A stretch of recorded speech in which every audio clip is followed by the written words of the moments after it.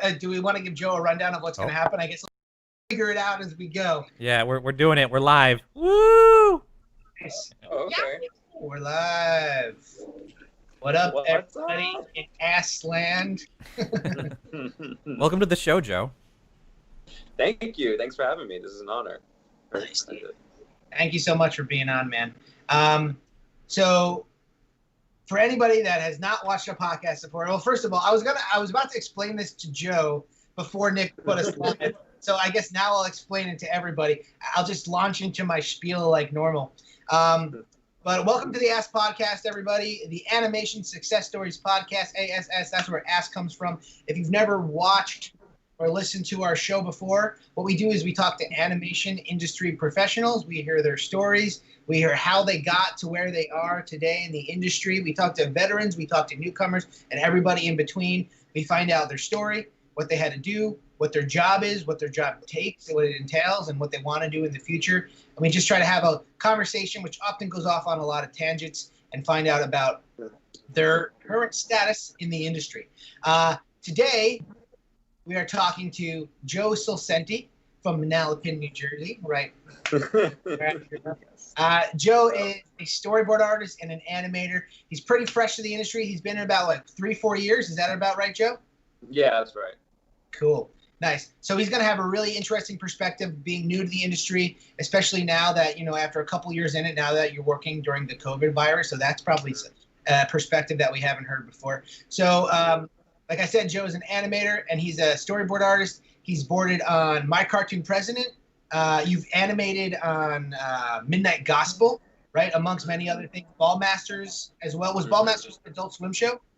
It was an Adult Swim show, yeah. And I wasn't actually an animator on that show. I was the PA, but I was animating on it. And that's like a whole other thing that we can talk about. Oh, yeah, we'll definitely get into it. Yeah, that's important. A good story.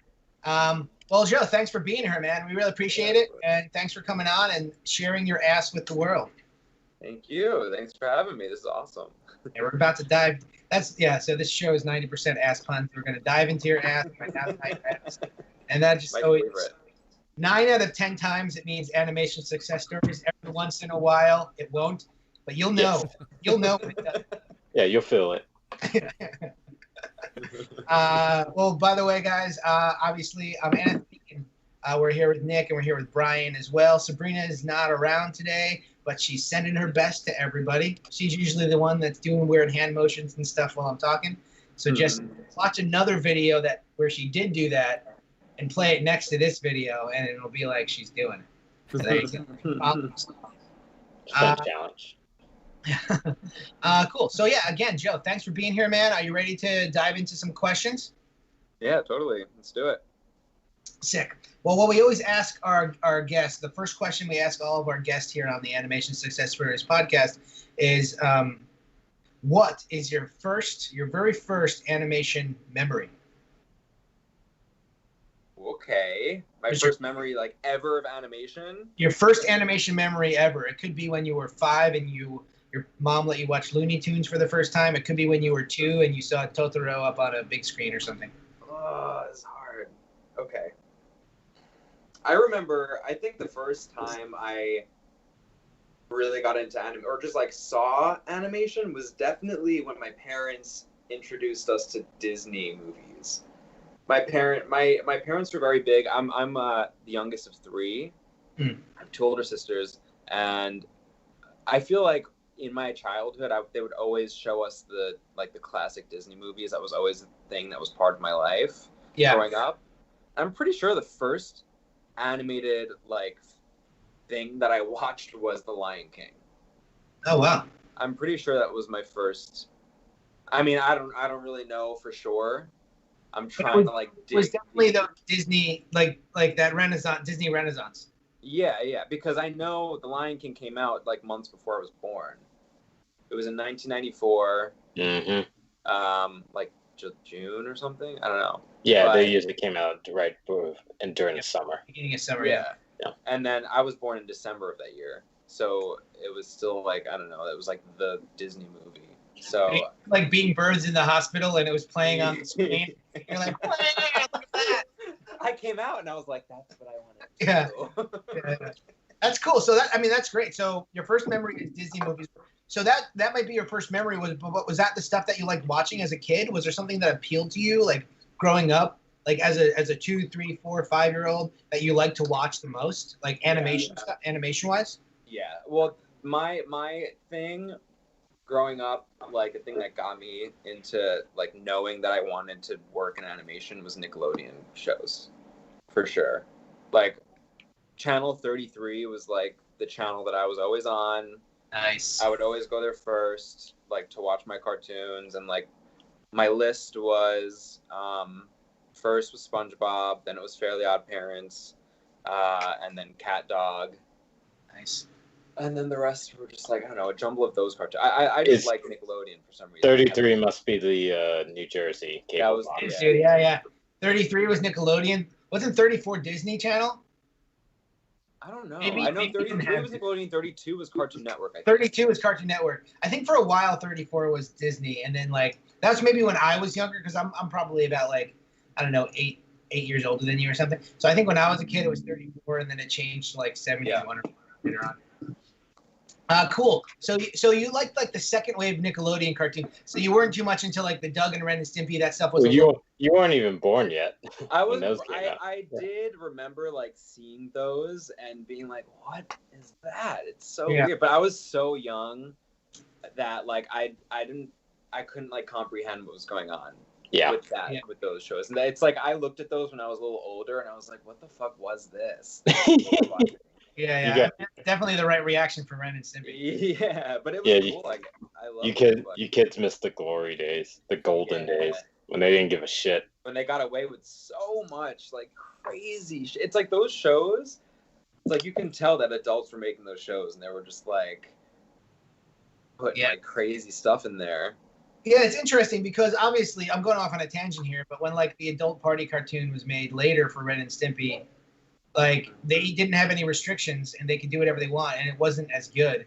Like, when you're making a kid show and you have, like, limitations of what you can make, then your creativity is tested, and you want to try to walk that line between adult and kid humor, and you need to be clever about it instead of blatantly shocking about it.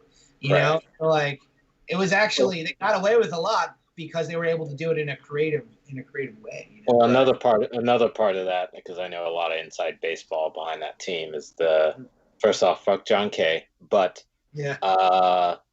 John Kay, I know professionally can't produce. That's one of the reasons why he was kicked off season 1 of Ren and Stimpy, because he can't hit a deadline, he overpromises, he can't do anything on his own. So he also had not even just like the limitations of making it for a kids medium, but he also had like Bob Kent, Lim Naylor, and a bunch of other talented people helping to facilitate the early Ren and Stimpy who weren't on Adult Party.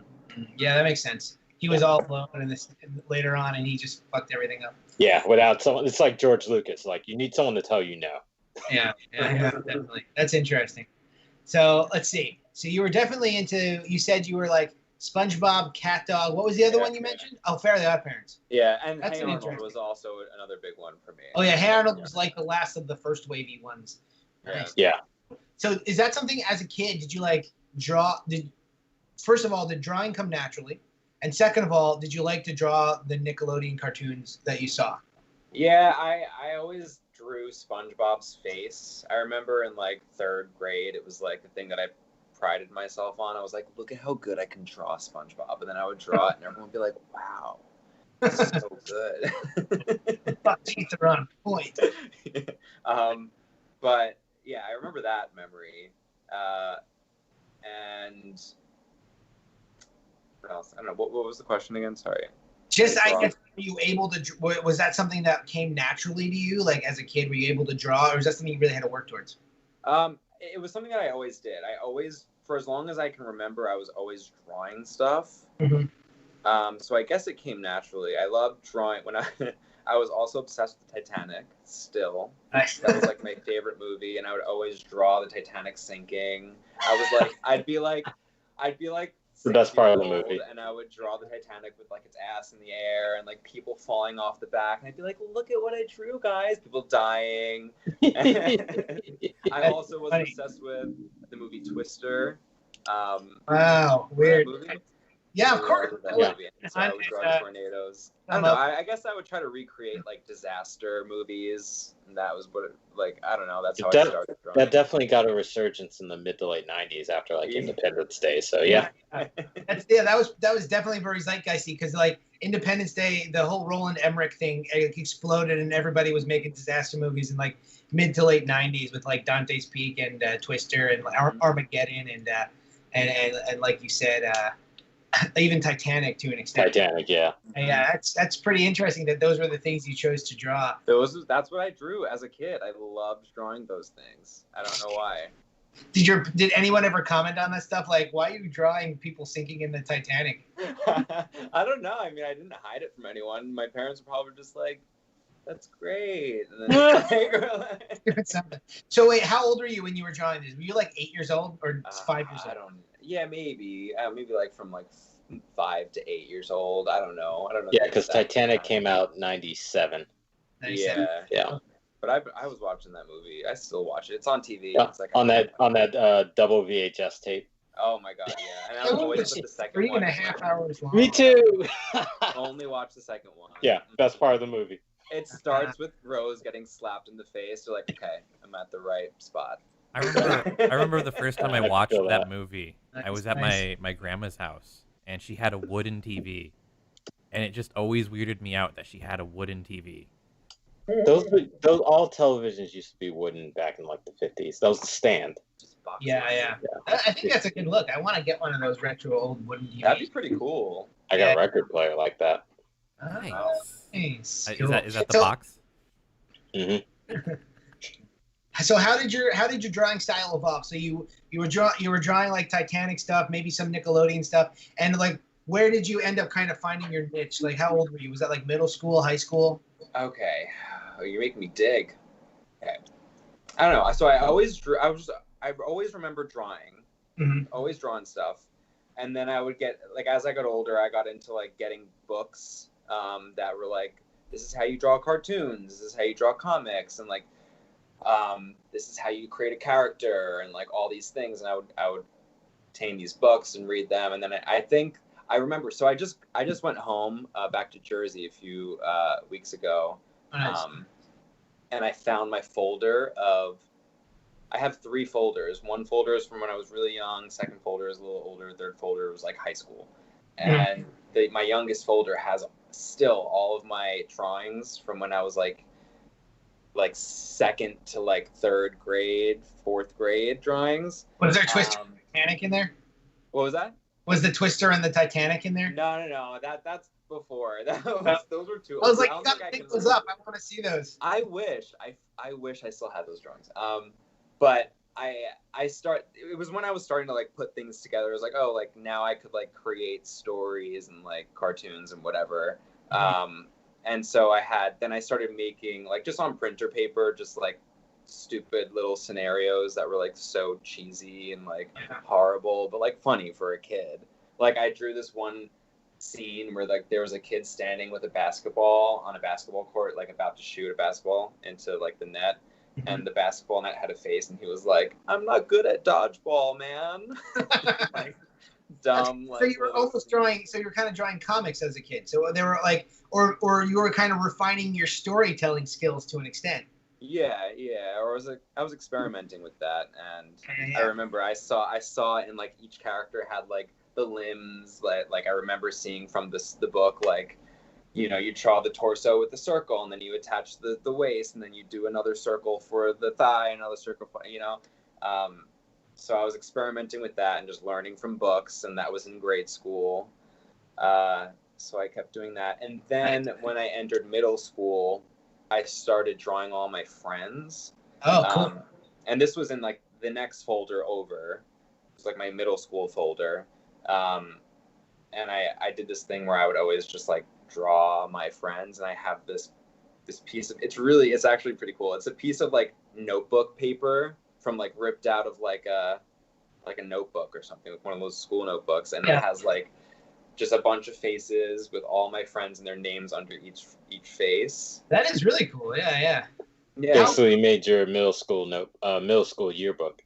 Basically, yeah. I mean that, and then that's kind of what I did Mm-hmm. through, like, from that point on. It's how I, like, evolved socially. Like, I kind of became the kid that, like, everyone knew that I was, like, the cartoonist or whatever, like the artist of the school that would, like, draw everyone. And it kept going down that way. Trying to think of, okay, so then that was middle school, kind of, like, so elementary school, middle school, and then high school I kept doing that. And then I started, so this was at the end of high school, I started this thing called the Cartoon Club. It was it was like a group that I started, like an extracurricular group, where I wanted to create a cartoon show about my high school. Oh, neat. So you wanted to actually, like, create and sell a show about you and your friends in high school. Yeah. And I learned this software called Anime Studio. Have you guys ever heard of Anime Studio? I not only did I hear of it, I used to own a copy of it. Yeah. And it was like this super cheap animation software where you can, like, create a character and then, like, build puppets off of it, and, like, you can assign points to, like, different limbs and, like, make them move like puppets. And I was like, oh, this is amazing. I can do this. I, like, taught myself the thing, and I would make little cartoons. And by this time, like, I had my own character that was based off of my own identity. Was he named, or was he named something else? No, his name was Shmoglog. Shmoglog. Did he look like you, or was he like a goblin or something? He looked a little bit like me. Yeah, I mean, sounds like a He-Man character. Yeah, I don't know where that name came from. Yeah. But his name was Shmoglog, and, like, everyone knew that character was me or whatever. That's great. So that's an interesting trajectory. Like, started in elementary school drawing little, like, comics about basketball hoops or whatever, trying to kind of hone in your storytelling skills, experimenting with it. You came into drawing people in middle school, like your friends and stuff, and that kind of solidified you as the artist kid in school. And then from there, you rode that wave so much that by the time you were, like, a senior in high school, you had the Cartoon Club, which was literally trying to sell a cartoon show. And it worked. The club. Yeah, we did. Wait, I'm sorry. Did you ask something? I said that was the point of the club, right? Trying to sell a cartoon show? The point of the club was to get anyone that was interested in animating something, or, like, you know, learning about this, and then, like, creating like, we all come together to create one thing, which was this show that I, like, envisioned in my head about our school. And, like, I kind of wanted it to be, like, this risque thing where, like, we talk about, like, the teachers and, like, the students and whatever, like, joke around with everyone. Yeah.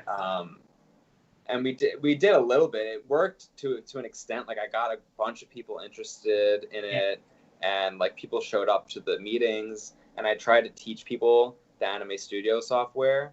And it only went so far, to the point where people were like, all right, what the fuck, what are we doing? Like, what is going on? Because, like, it's a big task. But, like, I ended up making something, like, a trailer for the show that was, like, a complete finished thing. Wow. And, like, I gotta dig this up. Yeah, I can send you the link. It's really funny, and everyone in there is, like, based off of someone that I know, and, like, there are jokes about each person, and there are teachers in there, and it was fun. It was really funny. What's the name of the show? Life of Shmoglog? It was called Shmoglog, Manalapan High School. I'm gonna Google this real quick. I just want to see if it comes. How do you spell Shmoglog? SHMOGLOG. Oh shit! No, it didn't come up yet. But I'm sure. Oh wait, I might have spelled it wrong. That's okay. That's pretty. Oh wait, there it is, right there. Anime Studio helps Joe Sulsenti receive $60,000 scholarship. Holy shit! Oh, really? Well, yeah. Then that led to my SVA scholarship, which is why I went to SVA.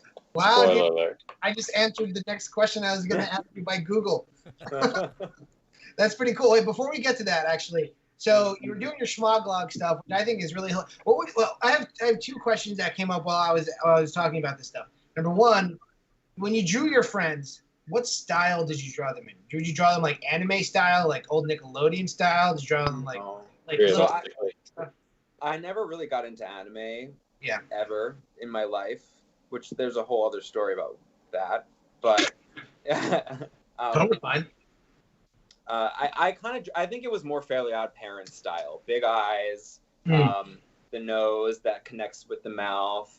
Okay, like the thing. Yeah. Yeah. I wish I had it on me so I can just like show, you know. I can picture in my head like the kind of style you're going for. Yeah, I can see like a middle schooler that's pretty good at drawing, like trying to mimic the Fairly Odd Parents, because that's kind of also how SpongeBob's nose was. Like the nose connects to the mouth and loops around. Also, like Simpsons kind of had a similar mouth shape, so that's pretty cool. So it was like a very westernized, like a cartoon style you were drawing in. Yeah, very much that for sure. That's pretty cool. So as far as Shmoglog goes, I'm obsessed with the Shmoglog. I love it. I love something. One of my favorite things to do, just in general, is look. I mean, I'm not calling this bad animation. I haven't watched it. I'm sure it's pretty good. But like, I love finding like old weird animation that is like no one's ever seen before, and I like just kind of weird, like naive art of people that were just trying to do it but didn't know the right way to do it. So like, Shmoglog is very intriguing to me that you did this in high school. Yeah. And like you had a group of ragtag ruffians helping you make this. Like it's very intriguing. It's very intriguing to me. I gotta find this. But I was gonna ask, what was your end goal with Shmoglog? Would you want it on Nickelodeon? Did you want it on Newgrounds? Like, what were you trying to do with it? I always wanted to like have a show, like a real show on TV. That would be like when I was a kid and I had this, and I envisioned everything. And then I even brought him into the story of Shmoglog is so crazy. I brought him into to college where I had a class where we were required to create a pitch Bible. It was my first year of college, and we had to think of an idea. What was that? Is this SVA? This is SVA. Okay. Yeah.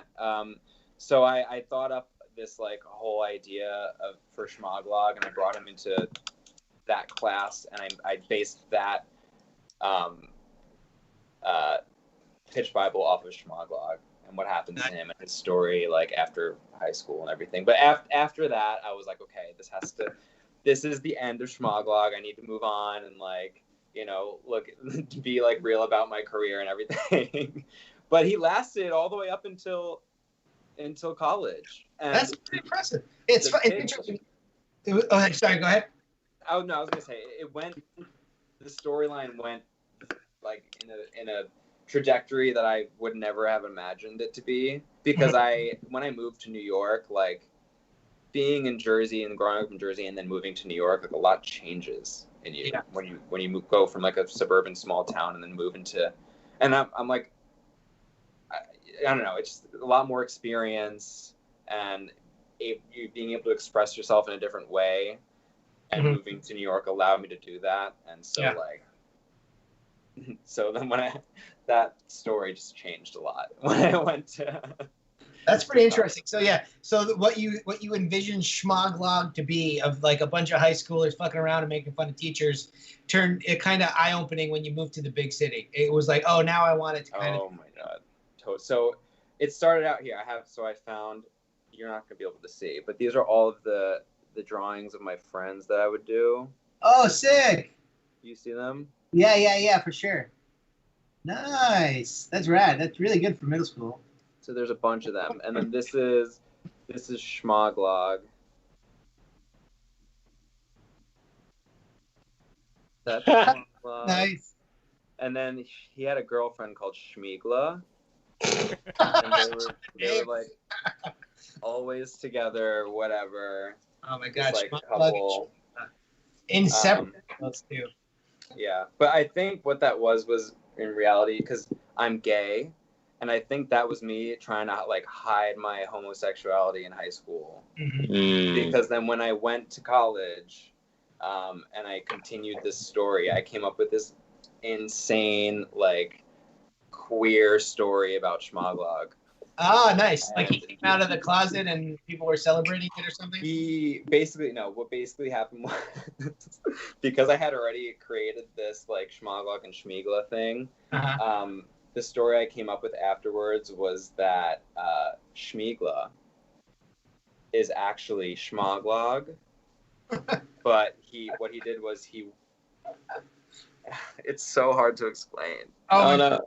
It's great. That's good now. You gotta explain it. Yeah, I'm hooked. So, all right, I'm gonna try really hard. So what happened was Shmoglog has this girlfriend that's not Shmigla, this other girlfriend who he really hates a lot. So he's like, I need to break up with her, but I don't know how. So he goes to like the science nerd in the school who like has all these potions. And he's like, I need you to turn me into a girl so that I can distract myself from going out with this other girl that I hate. He's like, okay, but first you have to go back in time and do that. So then he's like, okay. So then he like goes back in time before he asks out this girl, turns himself into this like beautiful version of himself, and then like, you know, convinces himself to date himself as this girl version. So he went back in time and dated himself. He went back in time, became a woman, into a girl, yeah, and then goes in and like dates himself. That also says a lot about Shmoglog's ego, which I can sympathize with. Shmoglog is a complete like horrible asshole person. But that's fantastic. That's super high concept, man. I have the pitch Bible. It's at home, and I read it, and I'm just like, this is horrible. It's so bad, but it's funny. I don't know. It's weird. It's like it's pretty funny. It's like very like campy. Yeah. So that's it. So then, what ends up happening is that he's in this girl version of himself for so long that he like likes it, and then when he turns back into a boy, he's like, oh, I found myself. This is the real me, and it's like this like a half girl, half weird queer like thing. I like it. Well, it's interesting because like you're familiar, especially in the New York scene, like the drag culture out there. Oh, where like the masculine also presenting as the feminine, and like merging the two and not having them be like the feminine. You can really do like some deep psychological analysis on Shmoglog. I know, it's insane. I'm like, wow, I should really just see what I was trying to say about myself. you gotta write a PhD paper on the Shmoglog. Yeah. That's fantastic. Yeah, no, so that's the evolution on YouTube. That's amazing. that is really, that's fantastic. Yeah. So let's take a step back for a second. So like we found out several minutes ago when I Googled your name and Shmoglog, you got a scholarship because of Shmoglog to SVA. Is that what ended up happening? Well, so when I was going through that process of looking at schools that I wanted to go to after high school, since I already knew what I wanted, I knew I wanted to be in animation. Like I was very clear. I feel like I'm very lucky that I knew that this is what I wanted to do my entire life. I was like, when I was young, I always, when like the elementary school teacher was like, oh, like write down what you want to be when you grow up, and everyone says like a fireman or like, teacher, whatever. I always wanted to be a cartoonist. That's like what I would always write down. And you think that's because of Nickelodeon cartoons growing up? I mean, I think so. Sure. Yeah. They definitely were a big part of like why, Yeah, for sure. It's interesting that you knew so early, because a question I usually ask is, when did you realize you wanted to do this? And it seems like your answer would have been immediately. Always. I don't know why. I don't know what it was, but like I just always knew. That's cool. Sorry I cut you off, by the way. But yeah, go ahead about your scholarship. Okay. So I knew I wanted to be in animation. I didn't look at very many schools. I was very lazy about like the whole application process. I was like, I really just don't want to do this. It just was a lot of work. And I was like, I don't know. I know what I want to do. I know like how I need to get there. I'm just going to apply to, I looked at like 3 schools. I looked at SVA, FIT, had like an animation program. And then like, I think honestly, I think that was it. Those were like the only schools I applied to, because I went to like an event that SVA held for students or like people who were looking at the school, and I really fell in love with it. I fell in love with the community there and all the animation class. Like some of them came and like we got to like hang out with them, and it was really cool. And I was like, this is where I want to go. Yeah. So I went to all the events they had. They had these portfolio reviews where like you can go and like show your work. You like scheduled a time and you like just showed everything that you had. And all of those drawings that I just showed you were part. It's funny because before the portfolio review, I put together all this new work. I like made all these paintings, and like they said they wanted to see figure drawings, and I've never done figure drawings. So I was like, maybe I just paint some like people, whatever. I like built up this entire portfolio. Yeah. And I brought it there, and they were looking at it, and they were like, great. And then they were like, do you have anything else? And I was like, well, I did draw a bunch of my friends in high school, and I wasn't even planning on showing them those drawings, but when I showed them that, they like were really interested. Wow. After I showed them all of those things, and then I told them about Shmoglog and like all that stuff, and then that's when they were like, oh, interesting, great. You know why, right? Because that's your passion. Exactly, and they saw that. Like they understood. Rather than this like portfolio that I like built up for like trying to get into the school, I showed them like everything that I've been doing for forever, and that's a really interesting point that I don't think we've ever had come up on the show before, where it's like you can put your portfolio together and make it look as technically perfect as possible. Right. But at the end of the day, it needs to show one way or another that it's your passion, that you want to be there. You know, which is interesting. Any artist can tell when they're looking at other people's work. It's like, oh, this is what you care about. This is what you're good at. Versus like, because like I don't do backgrounds. I suck at backgrounds. I would just like, I don't care. I want to do that. But you put like boards, character, or design in front of me. I was like, yeah, I'll spend the time. I'll think about it. I'll have stories to tell based on the things I'm drawing. Yeah, it comes through. That's very interesting. Yeah. What was the reaction when you showed it to them? They were just like, wow, this is really interesting. This is something that could definitely fit in with our school. Yeah. Well, after that, they didn't tell me anything. It was just like they reviewed my portfolio, and after I showed them all those things, I remember the girl was like really impressed. She was like, all right, well, we'll keep in touch, blah, blah, blah. And I was like, okay, great. And then I go home and I, go back to my life, and I'm working at this time. I was working as I was working in the parking lot of a grocery store. I was like pushing carts. Mm-hmm. And I remember I got an email on my phone saying, congratulations, you received a $60,000 scholarship to SVA. Holy shit. And that's I was like, fantastic. What? I remember I was like, I screamed at the top of my lungs. I was like, what is this? And then I ran like away so that no one would see me on my phone. And I called my dad, and I was like, Dad, you would not believe this. I just got $60,000 grant to SVA. And he was like, Joe, like, reread the email. How are you sure there were that many zeros? Like, are you sure? And I was like, Dad, it's $60,000. That is fantastic. Did you? That's huge. No, I didn't apply for it. They just gave it to me after that portfolio review, I guess. Holy cow, that is fantastic. That cut my tuition in half. Yeah. Like, is that something that normally I'm not. I think they only gave out like 3 of them. Holy cow, dude. First of all, I know it's like 8 years too late, but congratulations on that. That is fantastic that happened to you. Wow. Yeah, I don't know. Like, I know people who've gone to SVA. I haven't been personally, so I don't know what like institutions they normally work with and what connections they might have. They probably saw something in your portfolio, which is like, because like CalArts, if you go to CalArts, you can come with like a Disney-fied portfolio or like a really top-end like Cartoon Network portfolio. They will offer like big scholarships, big grants for people like that, because they're like, you fit in with the program, we know you'll be an investment we can trust. Mm-hmm. And so they probably saw something in your portfolio. It's like, oh, this guy knows what he's talking about. He's really passionate. He's an investment we can trust in.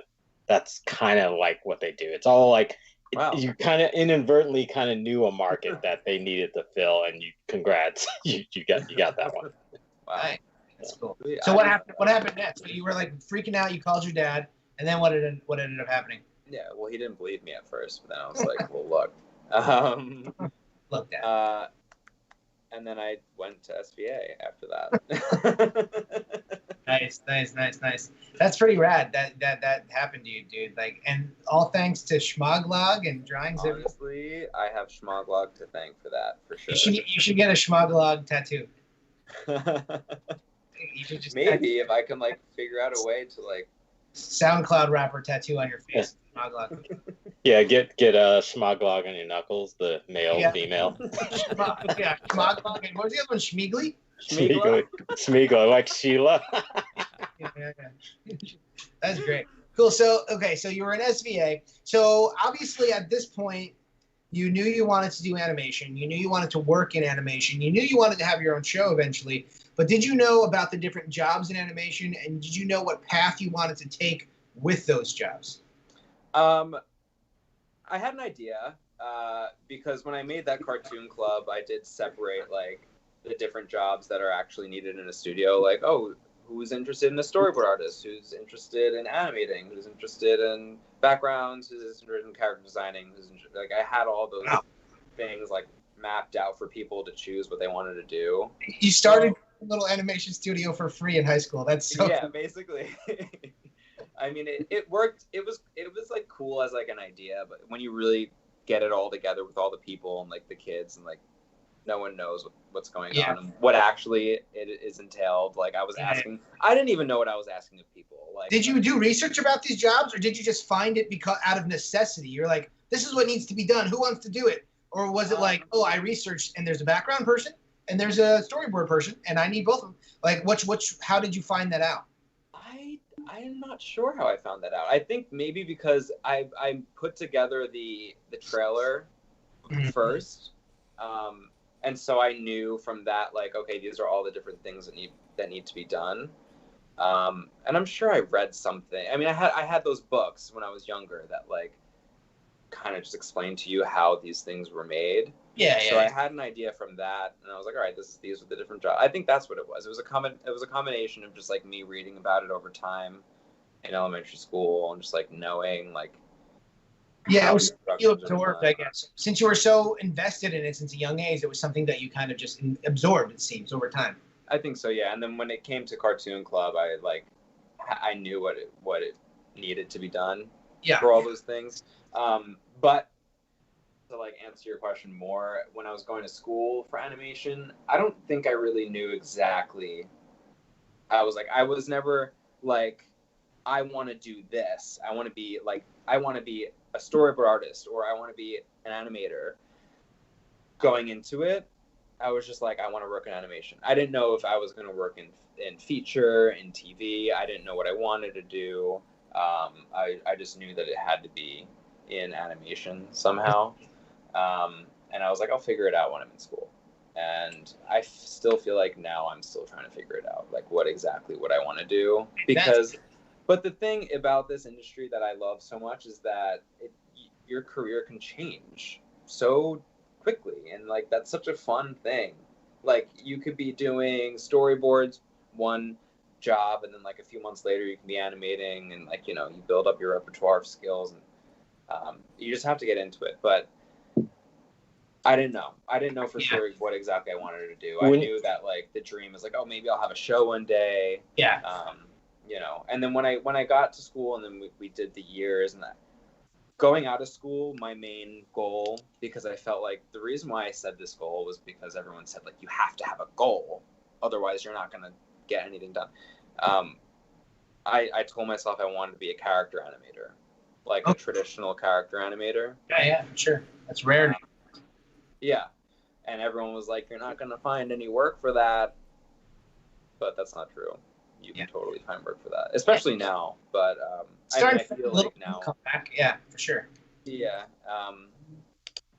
And then I worked at Titmouse, which is like one of the only in-house animation studios in New York, at least, and even in California. Worked at New York Titmouse. Yeah. So that was my first thing. Gotcha. Out of college. Yeah.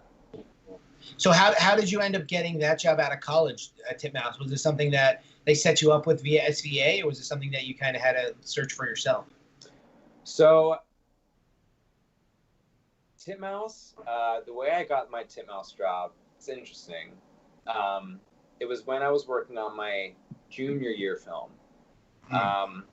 So at SVA, depending on your professor, my professor we had to make a junior year film. So our assignment was to complete a film by the end of our junior year, which it wasn't like something that was like super important. If you didn't finish it, you wouldn't fail, or it wouldn't really mean that much. It was just part of the assignment.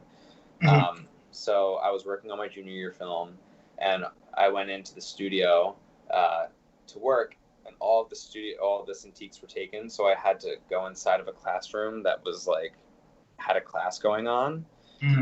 So I just like stopped the class and I was like, hey, do you mind if I use that empty Cintiq right there? And he was like, yeah, sure, it's fine. Like, okay. So then I'm going and I'm working on my film. And then during the class, the professor like came behind me and he was like, oh, like that looks pretty cool. And he was like, do you want to work at Titmouse? Oh, wow. I was like, as a PA or as what? Well, I think he just as like an internship. Sure.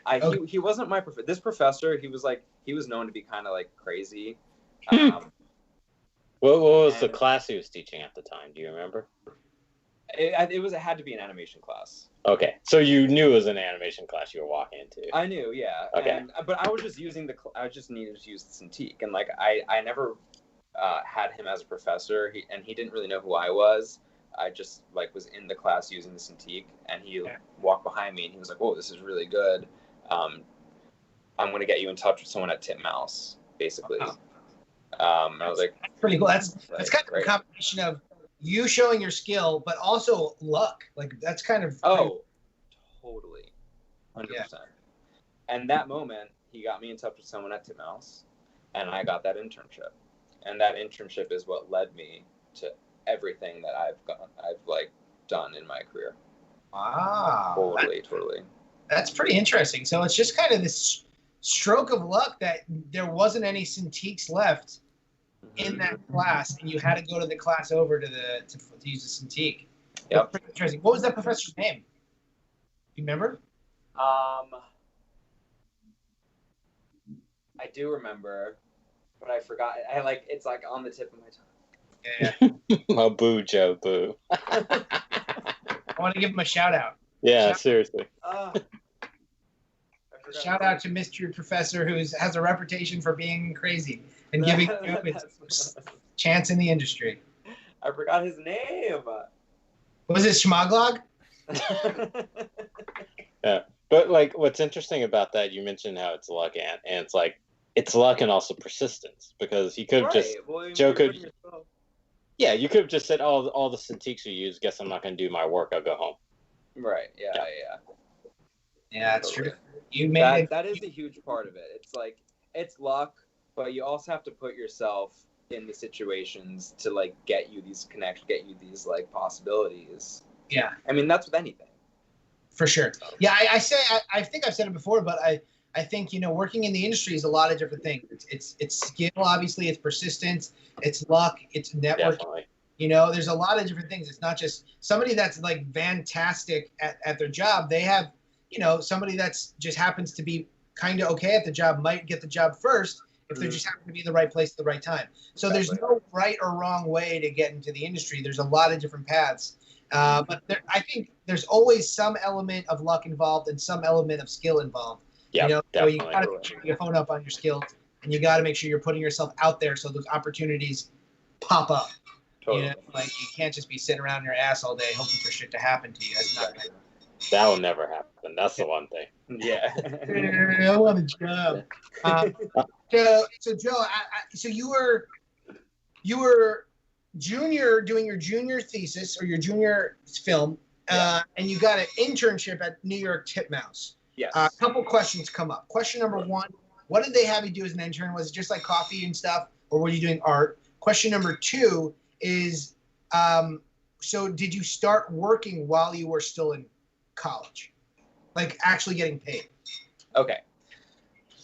So to answer the second question, no. Yeah. I never got paid to do any of my intern work at Titmouse. The way that Titmouse worked with the internship there with my school was that it counted for credit. So that makes sense. Yeah, instead of getting paid, it counts as a credit. So you have to take one less like elective class or whatever. But that internship, the type of stuff that Titmouse had me doing as an intern starting out was very like interny things. I would sit at the front desk all day, check people in. Hey, what's your name? Okay, just sign in. That's it.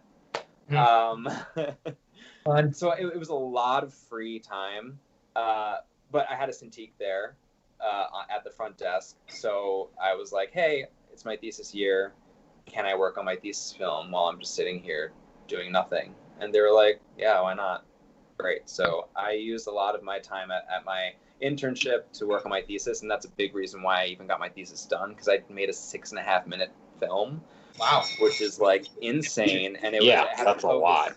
Yeah, it had a focus on character. I wanted to be a character animator, so like I really wanted the character animation to be really good. So like that was the part that I spent most of my time in, which is the character animating is like the most time extensive thing to do in a film. What program did you use? TV Paint. Which I have no idea how to use anymore because that was the last time I used it. But I loved that. I loved that program when I knew how to use it. It was so much fun. I have a couple friends who swear by TV Paint, but I've never been on a job where they've used TV Paint. No, it's never been a professional standard, but I know people use it as well. I understand why though. Like, it wouldn't work in the professional industry because it's so like bitmap that like you can't use it to like fix notes or like the way that interface works. Like I don't think it would work professionally. Did they but teach it makes you do Harmony as well and Flash, or was it only TV Paint they taught? For my thesis, it was only TV Paint. And then I got Nick to help me composite it however he did, probably After Effects. Was that your junior thesis he helped with? No, he helped with my thesis, my like senior year thesis film. Nice. Was that that was the 6-minute one, your senior thesis? Yeah. Okay. Gotcha. Cool. But at my internship, they had me I had to do the coffee. I had to make coffee in the morning. The most helpful thing that actually was like animation-y that I did at my internship was I helped like organize a lot of the files on the server, which sounds like a super mundane thing, and it is. It's like, I don't even remember. It was like, I don't even remember what I was doing. Oh, like the layouts, like the layout artists would like finish their layouts, and then I would have to put it into the folder where the animators would have to go and grab it so that they can work on it. So I would have to make sure that it was all in the right place. It was just moving files around on the server. That's fun. And it's like, that sounds like a horrible thing, but if you think about it, it's like a super useful thing, because being able to go into a job and like know how to navigate a server, because they're all different on every production. Like, you don't know, just one production, like the paths like are always different, how to get to the storyboard section, and then where are your files, so like just having that in my senior year while I was working on my thesis was amazing. Like, I'm very happy that I had that experience. One of them sounds like I feel like anyone would sit down and be like, this is my first internship, I should be like doing like drawing stuff, but like, no, there's so much other stuff that you need to learn. And like, even though an internship may sound like you're like the bitch of the studio, like no matter where you are in that studio, there's so much to learn.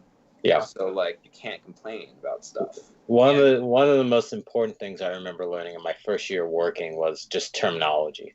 Exactly. Yeah, I agree. And I think server, like knowing how to navigate a server is super useful. Especially, even though things are different from show to show, like being somebody that knows where things are on the server and knowing how to navigate things and guide people towards, where the backgrounds are, where the characters are, where the turns are, where the animatics are. It's helpful. If you're the guy that knows that, people are going to trust you, and they know that you're somebody they can go to for certain things. Totally. Which is pretty cool. And then you'll have the right questions to ask people when you have a new server in front of you, and like Yeah, for sure. Every show is different, but they're still similar. Like, no show's gonna be so off the wall crazy, like with unless they're. Oh, hopefully not. I've been on a couple that were, but I mean, it's kind of my job to organize the server. That's part of the things I do, to put them in the right place, to make sure it's set up from the beginning. And it can go wrong. I've come in like halfway through shows, and it's just it's chaos, and you're like, what? And they put like notepads like in folders, like this is how and it's like, what are you guys doing? So like, having an organized server is very important. And it's good that you were exposed to that early. So I'm sure that helped moving forward. So you were a senior working at Titmouse, even though you got it as you were in your junior year. But then did you not start the job till you were senior, or did it roll into your senior year? Ooh, these are very specific questions. I'm just curious. I'm trying to figure out the timeline in my head of how your career path evolved. I feel like it must have been at the end of my junior year that he did that. I mean, he made that connection for me, because if I was working on that film, it had to be at the end. Gotcha. And then the beginning of my senior year, or the second half of my senior year, I must have been working, because it was only for one semester. Okay. So I think I was interning at Titmouse my second semester, or my first, I don't know, one of the semesters I was. Either end of junior, beginning of senior. So did that roll right into another internship, or did you have a little bit of time off before you ended up working at a studio again, finishing your film? Like, what was the next thing that happened?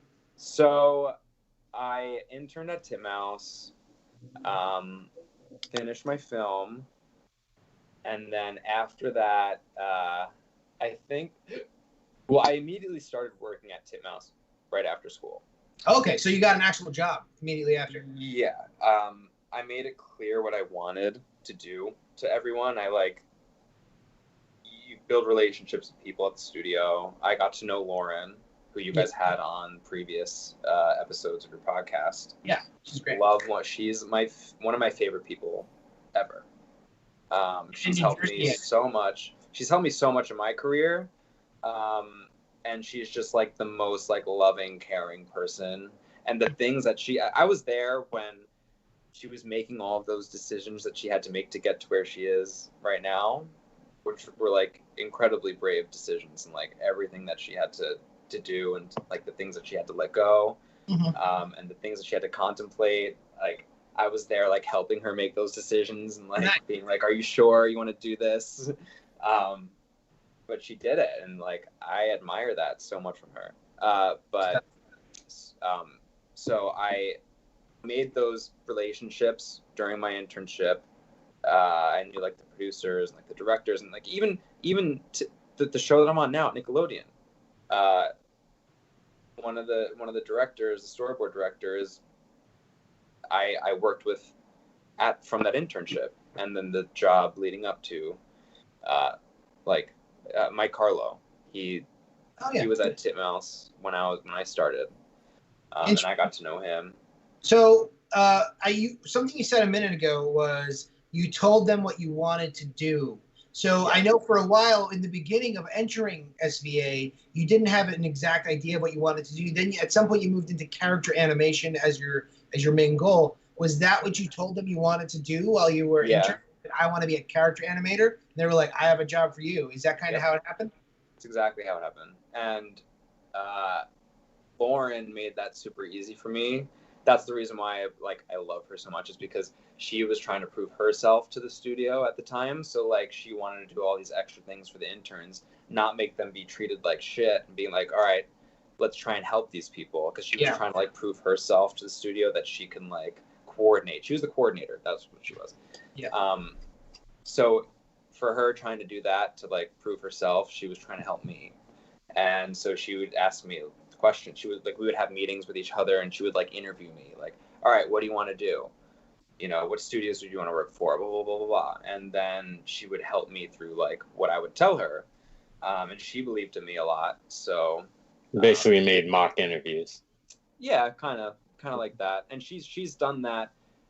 I've had a pretty long career when I lived in New York at Titmouse, and she was there with me too the whole time, and she continued to do that the whole time with all the interns. So as your first job at Titmouse out of college, the one that when you told them you knew what you wanted to do, and you ended up getting that job, was that as a character animator, or no? So the first job that I got at Titmouse was a PA position. They hired me as a PA first, which was great. Yeah, of course. Yeah. It was right out of school. I was like super happy that I had a job.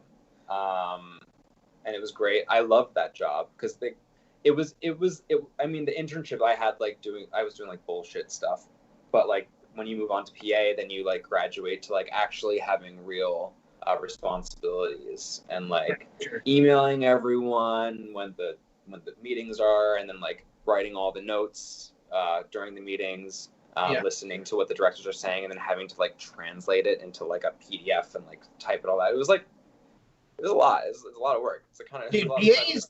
Yeah, PAs are underappreciated. They do the best thing about a PA is you do a little bit of everything, and you learn the bigger picture. You know, they are the production assistants. Yeah, and I'm so happy that I had that job, because now I understand how a studio works from like the inside, like the way that the things that artists never see, like how, you know, the producers and the directors will go in and like talk about everyone else. Not in a bad way. Sometimes in a bad way. Yeah. But like, sometimes they have to strategize. Like, these artists are going to get these scenes, and this artist is going to get this scene, blah, blah, blah. And like things that they're never going to go up to you as an artist and be like, you're going to get this scene because I don't think you can handle that scene, you know, or like, that's a real thing that happens in these studios. And like, whatever, it's fine. It's just the way the nature of the studio is. But like, I'm glad that I had that experience as a PA. I think it's a good starting out thing, because then you get a really broad understanding of how it all works. You know? Sure. Yeah. No, I think that's the best part of being a PA. You get that little bit. You're the fly on the wall, basically. Yeah. Yeah. You know, you're the fly on the wall, and you're kind of supposed to be there, be like seen but not heard, because you're just kind of taking notes and seeing things, and that's a really beneficial position to be in because you're absorbing so much. Yeah. You got to be a sponge. The worst part about that job, though, was like Lauren would be like, because we have everyone's like frame counts on like the Warboard or whatever program that you're using, and she would be like, Joe, you have to tell these animators that like they're behind their frame count, and like just go up to them and like ask them why, and like if they're gonna be able to make their deadline, and I'll be like, okay. Yeah, for those who aren't aware, the frame count to how many frames of animation an animator is doing for the week or day, maybe. Yeah. So I'd have to go up to them and be like, hey, the deadline is tomorrow, and you still have this many frames. Like, are you going to be able to do that? It was just such like a weird interaction. That's an sometimes you get sent out to be the bad people. Yeah. You got to do the dirty work that other people don't want to do. What kind of responses did you get when you had to approach people about the frame count? Because I would imagine every artist works differently. Some are faster than others. So obviously, when you kind of put a quota as a standard, a lot of times it doesn't get isn't met. You know. So what responses would you get from people, and how did you kind of react to that? I mean, it was never anything crazy. They would just be like, oh yeah, like this scene just has a lot like of action in it, so I'm saving it for blah blah blah, or like, yeah, I'll get it done. I don't know. They would tell me whatever it is. And did you ever have to be involved in firing somebody?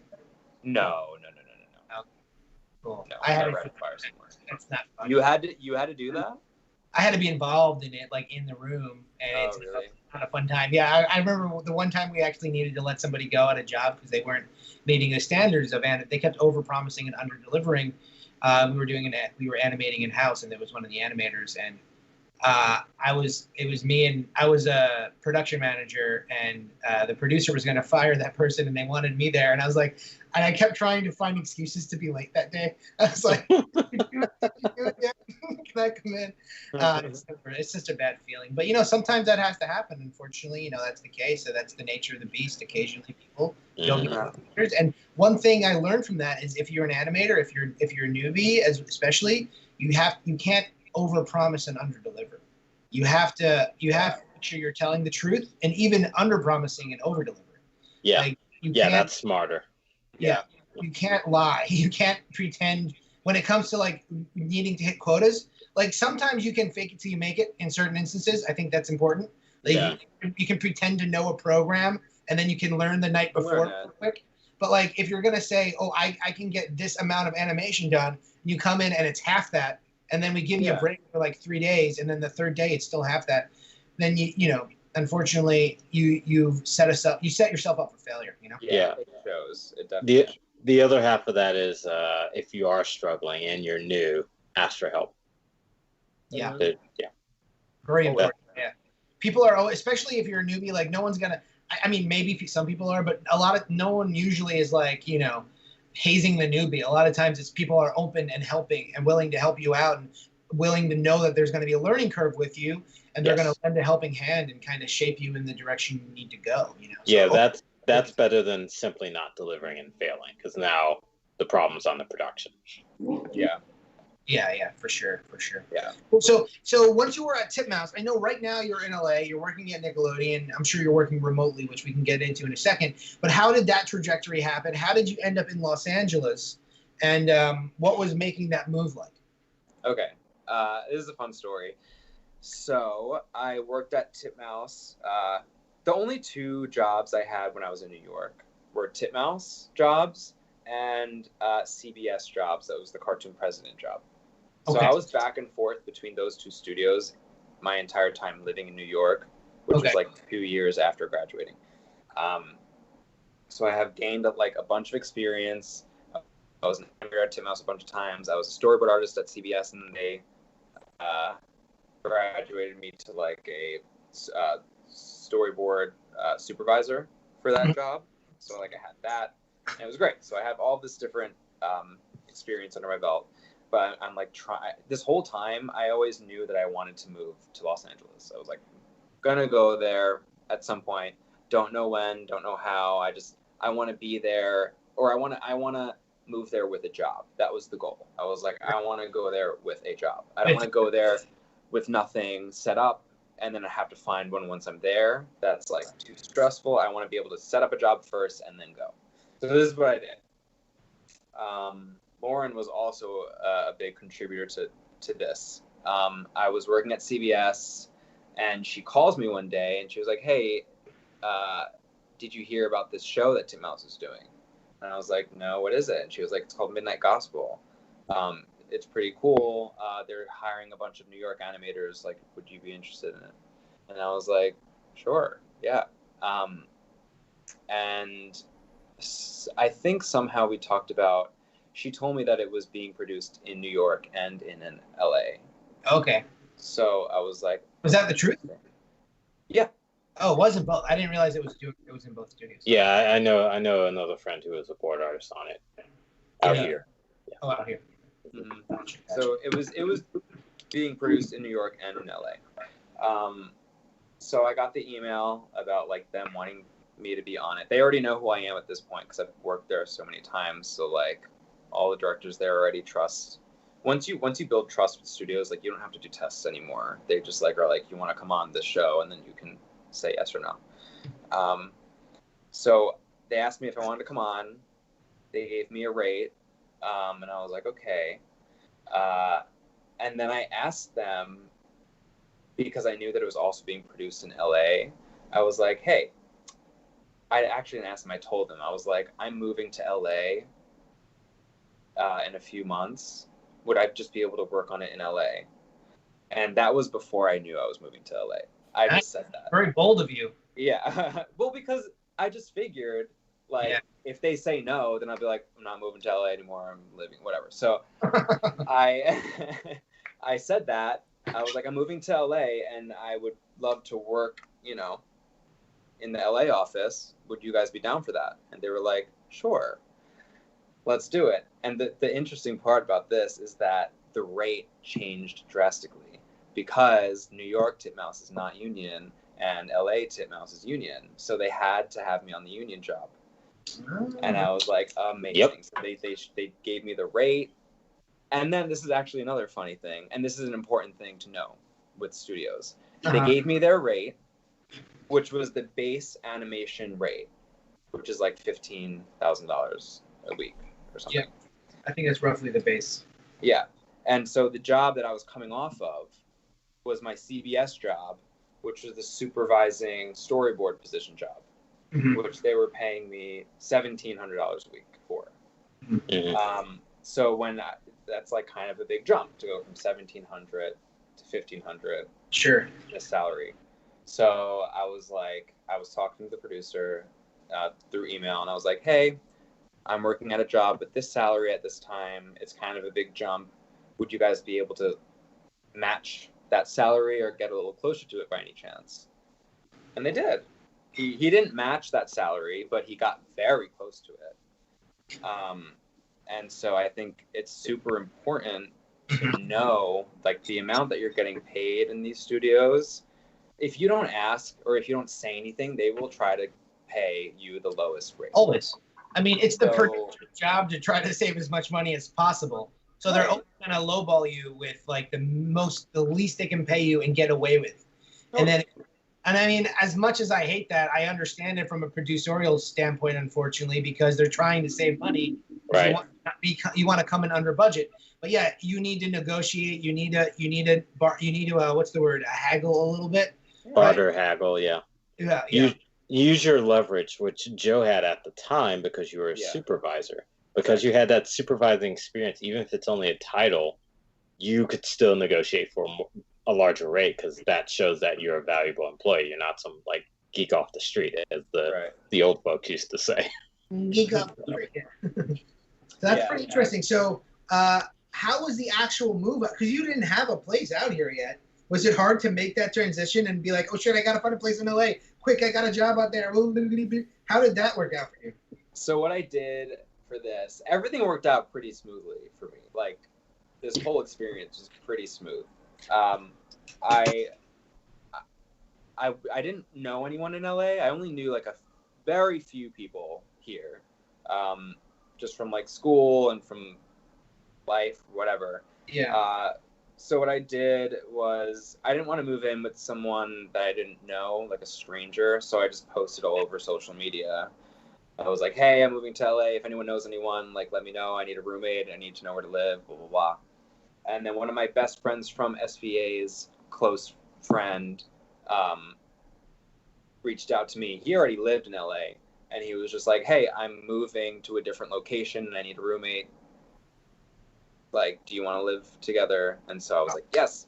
And he was already in LA. So he was looking at all of the apartments for me and like sending me videos. And I was just sitting there like, no, I don't like that one. Let's go to another one. another lucky streak there.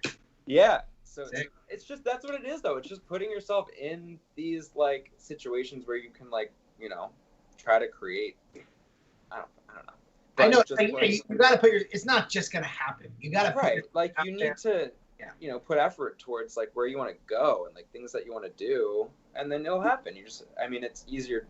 It depends on, you know, obviously circumstances and everything, but like, that's how it happened for me. Work towards it, and have some sort of plan.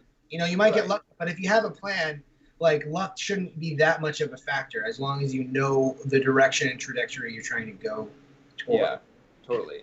So I ended up moving in Hollywood. We found a place in Hollywood, which was just conveniently placed so close to Titmouse to the point where I didn't even need a car.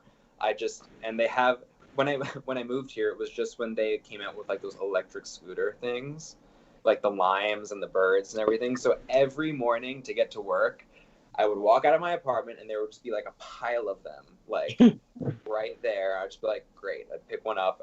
It would be a 10-minute like scooter ride to work. And then that was my life for Titmouse for like a good chunk. What's interesting is usually during these interviews, I try to find a spot to ask about like there's usually a gap in people's like college to work, or when they're starting off, they have like a year or so where they're like they couldn't find a job and they're like questioning themselves. I feel like your path was pretty steadily even and kind of went on a nice smooth incline, and you didn't have too many downshifts, and pretty much things worked in your favor most of the way to where you are now. Is there ever a spot in your animation career from college to now where you doubted your choices? And if there was, how'd you deal with it? Yeah. So I did have a moment like that, but it wasn't very long. It was after Midnight Gospel ended. So it was after my first job in LA. It was coming to an end. And I had no leads. Yeah. And I was in a completely new city where I didn't know anyone. I had very little connections in like all the studios that I wanted to work at. I did have connections. I do have to say that thesis year and like having a film, that like you make and you're proud of and people get to see, and like you go to festivals, and like your thesis film should be very important to you always, I think, because that I think is what launched me out with like a strong I don't know, like you felt like you had legs to stand on. Yeah, like a strong structure to launch me out on, and so I had that, and I think that's what made it really easy for me, or easier for me. So after that gospel ended, you were kind of like, oh, I have no leads, but you thesis film to kind of fall back on and say, look at this. Well, no, I was just saying that like in general. Okay. After Midnight Gospel, I was in a new city. I didn't have any leads after that. It was like weeks before my end date, and I was like kind of freaking out because I did have this thought where I was like, maybe I moved here too soon, and like, what if I don't find anything? I'm going to be, I have enough savings that like I'll be able to last myself a certain amount of time with my rent that I can stay for a while. Yeah. But like, I don't know. It's a very like uncertain time, and it's scary. And it's happened to me every single time I end a job. There's always this period that's like, what am I going to do after this? You know, always. But this was especially scary because I'm in LA for the first time. It's the first time I'm going through this whole thing in LA by myself. Like, strange new land. Mm-hmm. Yeah, because I was in New York, like I was close to my family, so if anything happened, like I can just go home. You could go take an hour on the New Jersey Transit and be home. Right. So I didn't have that, so it was just there was a lot more pressure. How did you deal with those feelings? What'd you do? I just kind of trusted that it was going to work out. I was just like, it'll be fine. Like, breathe. Everything will work out. And just reach out to everyone that you know. Every time, like, once a show is about to end, I always just start, like, cold calling people. Yeah. Whoever I know. Mm-hmm. Producers that I haven't spoken to in years. And be like, hey, remember? Whatever you can do. And then, you know, sometimes it'll work. Doesn't matter. Yeah, for sure. I think it's important to have that, I don't know what you want to call it, like a repertoire, or not a repertoire, like a little black book or a Rolodex. Rolodex, yeah. Have that Rolodex of people to kind of go to and kind of be like, all right, these are the 10 people. I'm almost on my job. I got to be ready to call A, B, C, D, and E. And then if they respond, I need to call F, G, E, B, whatever. I don't know. Yeah. And you just email them and just ask them, hey, like, I'm on this right now, but it's coming to, like, you should always do this like a month before it's gonna end. Yeah. You know, start preparing it, because then you start getting like the conversation going with certain people, and then that's how it works. Yeah. But so yeah, you just start emailing people like, hey, I'm on this. It's coming to an end. I'm looking for something else. Like, do you guys have anything? You know of anything going on? Even if it's not at the studio that you're at now, like, can you get me in touch with someone? Like, just like get the conversation going about that, and then just try to open as many doors as you can when you're in this period. Yeah, I agree. It's scary. Like, it's stressful. It was very stressful. After the Midnight Gospel job I had. So this is funny. So I was doing that for a while. Nothing was working. I was like, what am I going to do? I'm freaking out. And then, so what ended up happening was, Cartoon President reached out to me again because they had just gotten greenlit for a second season. Oh, nice. And because I was the supervisor for the storyboard, one of the storyboard artists supervising, they like reached out to me and they asked me if I wanted to work again. And I told them like, yeah, I would love to. I have nothing else. Well, I had at this time, I did have other options lined up, but this job, even though it wasn't one that I really wanted to take again, because it kind of felt like a step backwards. I was like, I'm in LA. I should be doing like LA jobs. Mm-hmm. That was my mindset, but like that doesn't really matter. But so they offered me a job. They said I could work from LA. Oh wow. Yeah, so I did remotely that. From it was being completely produced in New York, but you worked remotely from LA? Yes. Yeah. Were you still a supervisor at that point? Were you able to supervise? No, they were like, we can't offer you the supervising position because we're not going to be here. You just can't do that. And that's way tougher. Way tougher. I was like, there's no way I'm going to expect you guys to still give me that position when I'm not even there.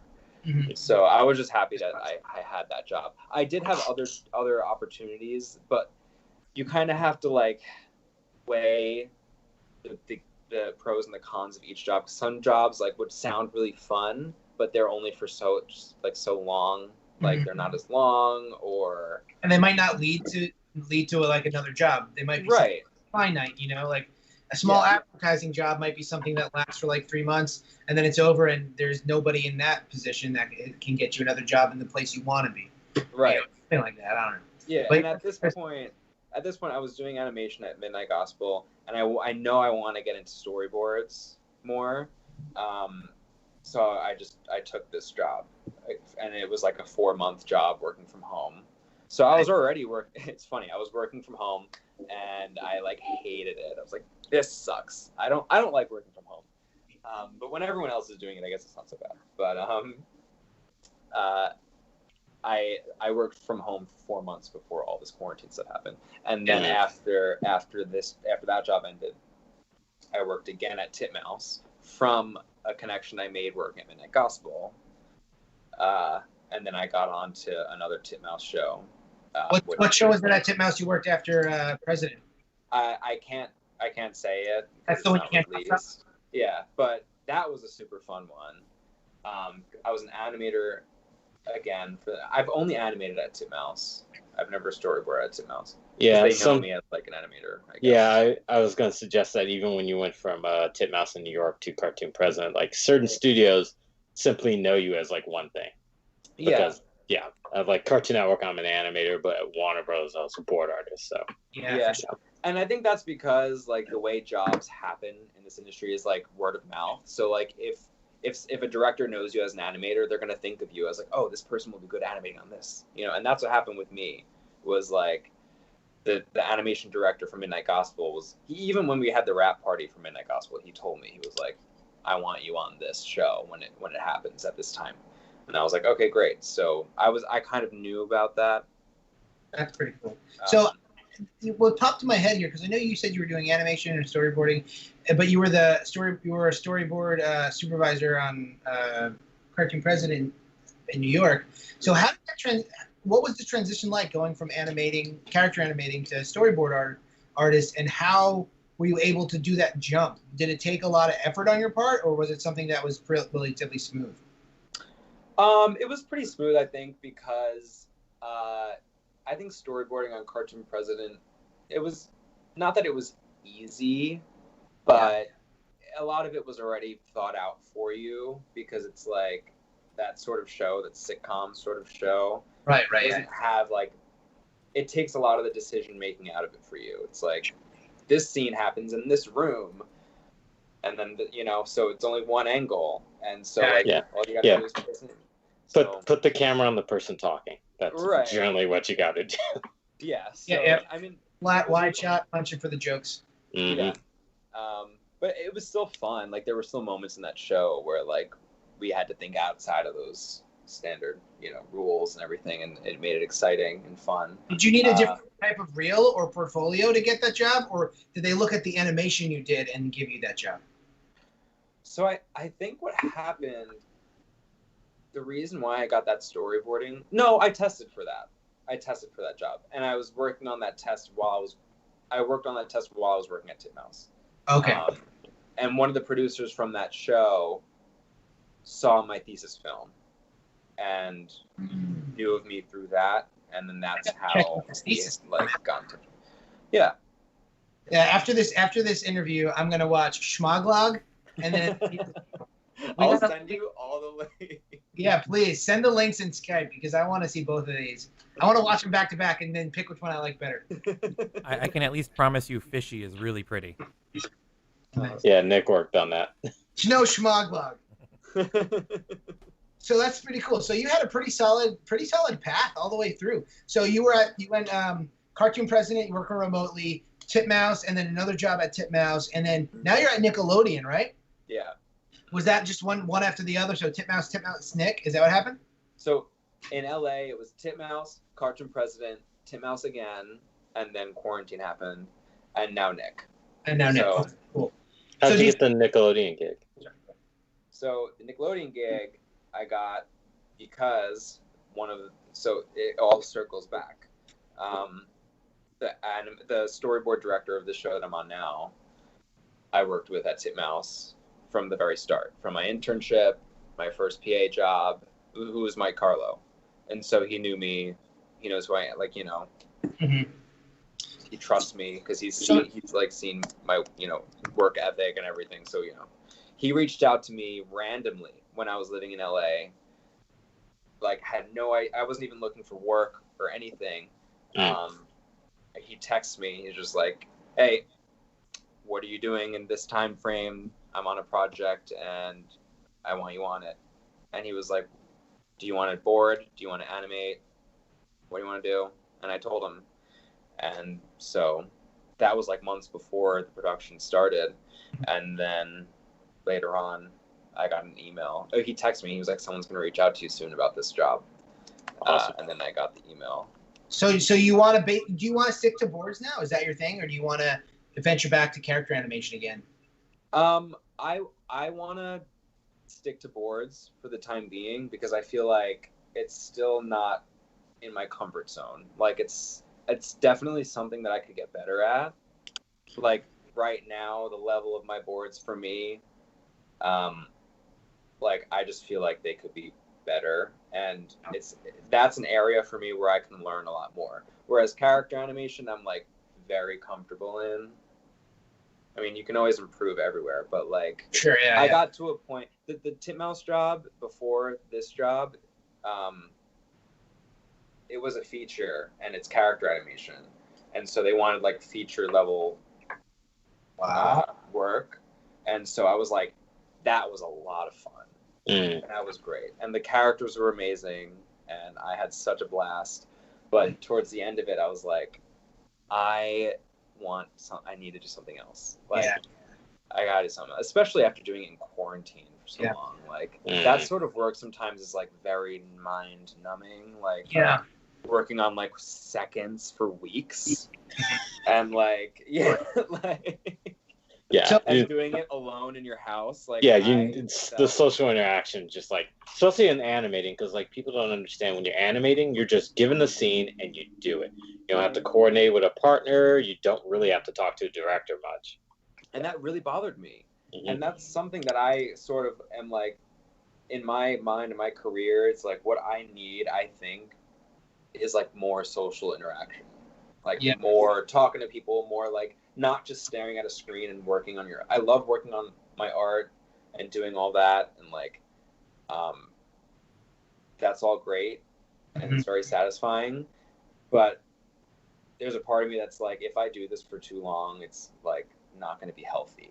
Like, I need to like get up and I need to like talk to someone and like converse and like, I don't know, throw ideas around and like just like talk to other people. Yeah, I think that's my goal right now, is to get to that place, whatever that may be. Like, I think something that I found interesting that you just said, which might relate to this, because as a storyboard artist, you do need to communicate with the other people doing your scenes more so than an animator. But you said you want to continue storyboarding because you're not in your comfort zone yet, which I think is an interesting way to phrase that, because you want to improve to the point where it kind of becomes second nature to you. So I think some people, where they would be scared that they're not in their comfort zone and they say, I don't want to do this anymore. You kind of have the opposite mindset where you're like, I want to keep doing this until it becomes like second nature to me, which I think is definitely a good mindset and good outlook to have when it comes to having different positions on a show, Totally. Which I think some young animators probably like, I want to animate. I only want to animate. I never want to board. I never want to do a character design. I just want to animate. And I think, you should be able to kind of at least touch upon other areas. Just to going out of your comfort zone is important. Even if you don't want to do it forever, it's important because you're going to learn other skills. Yeah. Another thing, just to buttress that point, and I know I've mentioned this in the podcast, is that the more versatile your skills, the more likely you are to get a job and keep yourself employed. Yeah, because if you're only an animator, like if you're only a character animator, like people told you in schools, like, well, those jobs don't really exist. They do. They're just less frequent. Yeah, exactly. For sure. And I think something to point out for young animators and people that are like nervous or scared about their work is that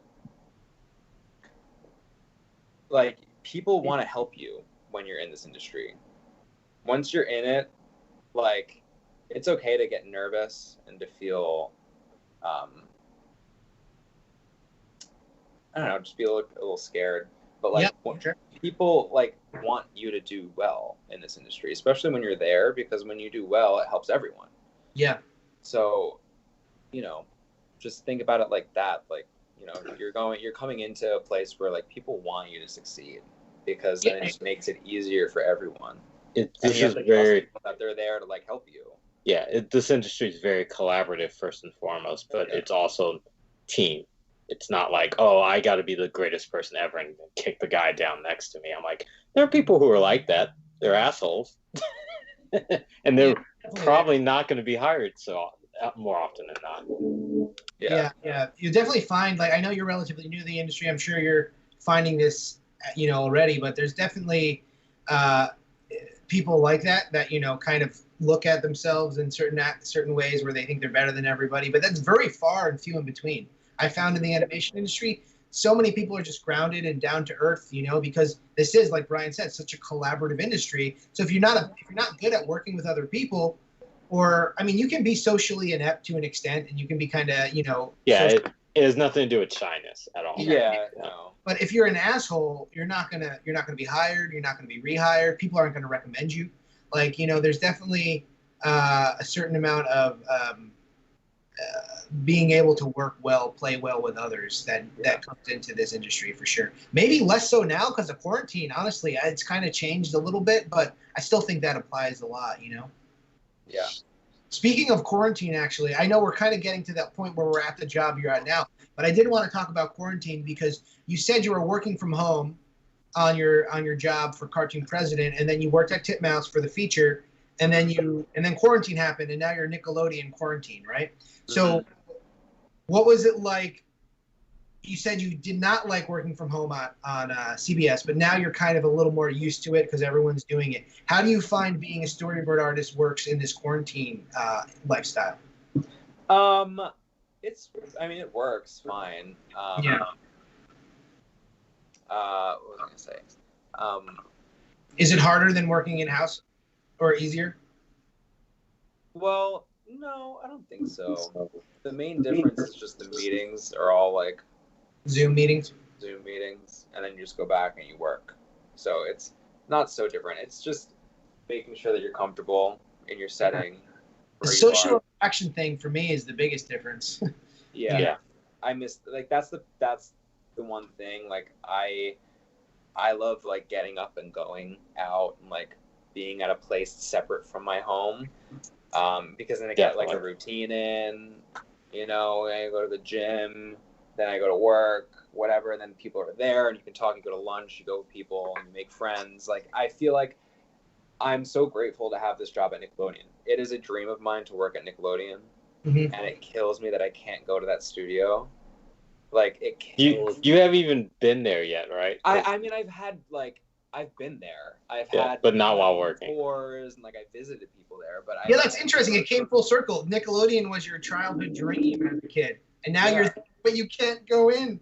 But I can't go in. Yeah. The worst. But I mean, I don't know. I can't complain because like I'm working my dream job during this pandemic that the globe is going through. So like I'm not complaining. I'm just like, oh, that's so close. Yeah, I was so. Definitely kind of ironic. It's like beautiful, a full circle story, but it's at the same time a little ironic and like cosmically cruel that you can't go in. It's kind of this weird M. Night Shyamalan twist at the end. So at this point, we've got up to where you're working, but I'm curious, can you say the show you're working on at Nickelodeon? Is that allowed? It's Baby Shark. Baby Shark. Oh, sick. That's pretty cool. So is that based on the song? Yep, it's that same thing. So I guess Nickelodeon like bought the rights to that, and now it's like Baby Shark's own real show. Wow. That'll be like on Nickelodeon. That's cool. And it'll be great. It's gonna be on Nick Jr. very excited about it, and I'm really happy to be on this because one of the hardest parts to like for me moving out here was leaving my family. I'm a big family person. Sure. A lot of my films represent, if you watch my films, it's all like very family oriented, from my thesis film to like even my junior year film. So like leaving my family to come to LA, I was the first one in my entire family to like leave. It's very hard. But now that I'm working on this show, which is a Nickelodeon show, which is a preschool show, my cousins and my sister, like they all have kids now. Yeah. And they're gonna grow up watching this show. So I'm like, oh, like I guess I'm like still kind of there in some way. You know. Yeah. You're there with your drum, kind of in spirit almost. Yeah. I told my sister, I was like, you better, Sophia, like this has to be her favorite show. She has to watch every episode of this show, and she has to love it. They're gonna be like, Uncle Joey makes a cartoon. Yeah. Uncle Joe makes a cartoon. Baby Shark. Does the show start with the theme song of Baby Shark every episode? Every episode. That can't be annoying. That's great though. I mean that song's addictive as hell. That's true. That's awesome. I can't wait to see that. When's the slated release date? I don't know if I could say. Oh, okay. I'm not sure. Do they know what I could share about it? I do know, yeah. Okay. But I don't know if I'm allowed to say. I'm probably If it hasn't been announced, then don't worry. Don't say it. Yeah. I just so know that, you just know what? I just know that it's been announced as Baby Shark. Yeah, but not the air date. It's been announced now that you said it. No, I'm joking. So as we're kind of wrapping up and getting to where you are now, so a couple of things come to mind. First is, where do you see yourself in the future? What jobs do you see yourself doing? So that's question one. And then question two would be, is there like one piece of solid advice that you can give to up and coming, whether they're character animators or storyboard hopefuls that are in high school now, hanging out with their friends, maybe thinking about starting a cartoon club? Any advice you can give those kids starting out for wanting to work in the industry? So first question would be, what do you see yourself doing in the future? Okay. What I see myself doing. I think the trajectory that my career has been going, I still feel like there are a lot of possibilities. I don't know exactly what I want to do or where I want to be, and that's kind of where my head's been at. I'm always just like, I don't know, I just kind of trust it's going to keep building until I get to somewhere. I want to get to a place where I have my own ideas that are being played out somehow, whether it's like in a show, like having my own show, or being a director on a show where I have like a large say of like how things happen. Even storyboard driven shows, you get to kind of make your own stuff. Yeah.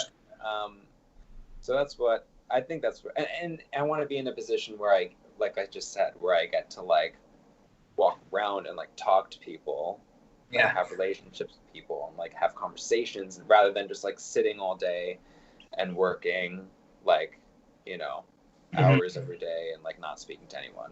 Because I think that's been my biggest struggle with my career in this industry. Like taking a step back, I'm like, this is great and I'm so happy to be here, but this is the thing I want to change the most about this, I think. For sure. And as like somebody in a leadership position, let's say you become a creator of a show or you become a director, you're going to have to be doing that stuff. You're going to have to be checking in on all your employees, checking in on all the people that are under you, making sure they're all working, going from office to office, depending on quarantine stuff. You know, so that's definitely something that's going to happen if you're in those leadership positions. You know, which is cool. So hopefully, I mean, one day I don't know. Hey man, maybe one day we'll get there. For what, 4 years at this point? You know, I feel like you're the kind of guy that definitely wants to kind of try out different things and hone your skills and build a big repertoire of skill sets. So I think you have seems like you have a definitely promising career in your future. So as far as one big clump of advice, if you could sum it all up and be like, hey youngster, hey 14-year-old me, here's some advice for the industry, what would you tell that person? It's gonna sound so cheesy. No, if it's cheesy, works. Well, I mean, what worked for me was like just creating whatever it is that you want to create, and like work your ass off on that, and make sure that whatever stories that you're telling, you really want to tell these stories, and they mean something to you somehow. Yeah, important. Like personally, even if it's super personal. So just create. I think one thing that I took away from your story is like you took initiative. Like you drew your friends in middle school. You're like, this is what I'm going to do. I'm going to draw you guys. I'm going to keep drawing all you. I'm going to draw 100 people. You started the cartoon club in high school, and you created Shmoglog. Not only did you start the cartoon club, but everybody that you had in that club was working towards your goal of making which I thought was really cool. You're like, this is my show. I want to make it Shmoglog. Let's all get together. Let's make this cartoon. So you took initiative. So you were bold and you took initiative. And then when you went off to SVA, when you did your internship, you got lucky in there because you went to the other class. But while you were at the internship, you made connections, and those connections led to other people. So it's about being bold, taking initiative, and making sure you make and maintain your connections. That's what it seems like. How you ended up getting to where you're getting. Yeah. See, you said it better than I did. That is my advice. That's good advice. Hi guys, my name is Joe. No, that's great for sure. No, it's true. I mean, I guess it's just like believing that you can do whatever it is. Yeah. And like really, manifesting whatever it is that you want to do, and like putting it into fruition. Yeah, I think that's sure. Like once you get the idea in your head, but manifesting it, even if it's not great in the beginning, like you don't have to be worried about perfection. Just like start making stuff. It's important. Yeah. Like you were an ambitious kid and you actually made some really cool stuff. But, some people out there might be scared of failing. Don't be scared of failing. Just do it, Yeah. And try to think of it as like learning. Like, you have to get better no matter what happens. It's all a learning experience. Yeah, especially when you're in high school. Everything is just failing and learning from it, Mm-hmm. For sure. So, Nick, I know we do a few things at the end of our interview as we wind down. Mm-hmm. So we got some great advice. We have a really cool story. We learned all about Shmoglog. That's the hero. I just love the name Shmoglog. What was the girl's name? The girl's name was Shmigli? Shmigla. Shmigla and Shmigla. That's the best. So, Nick, sometimes we have a couple questions rolling in on YouTube, and then a lot of times we go over to Brian to wrap us up with some advice. But before we do that, I want to know if there's any questions coming in on YouTube, Nick. Oh, yeah, we got some. We got Eric Paintbra. Nice. And he's one of our regulars. He wants to know, what would your dream project to work on be? Okay. I would want to work on a show, like a kid show, that has like a queer main character in it. That's, that's happening a lot in animation. Yeah. Which is great.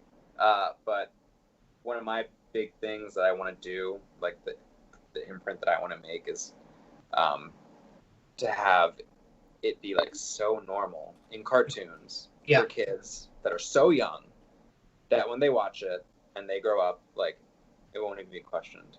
Mm-hmm. Like, yeah, and I, important. Yeah, like whenever whatever age it's appropriate for like characters to sort of like have any sort of crush.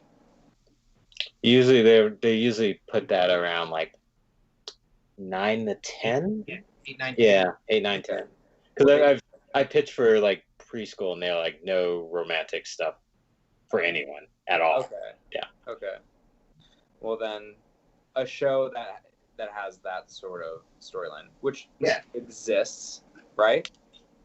I think they're starting to more now. I think there's a show called like The Owl House or Owl City or something like that. That's got like a openly bi character or something like that. Yeah.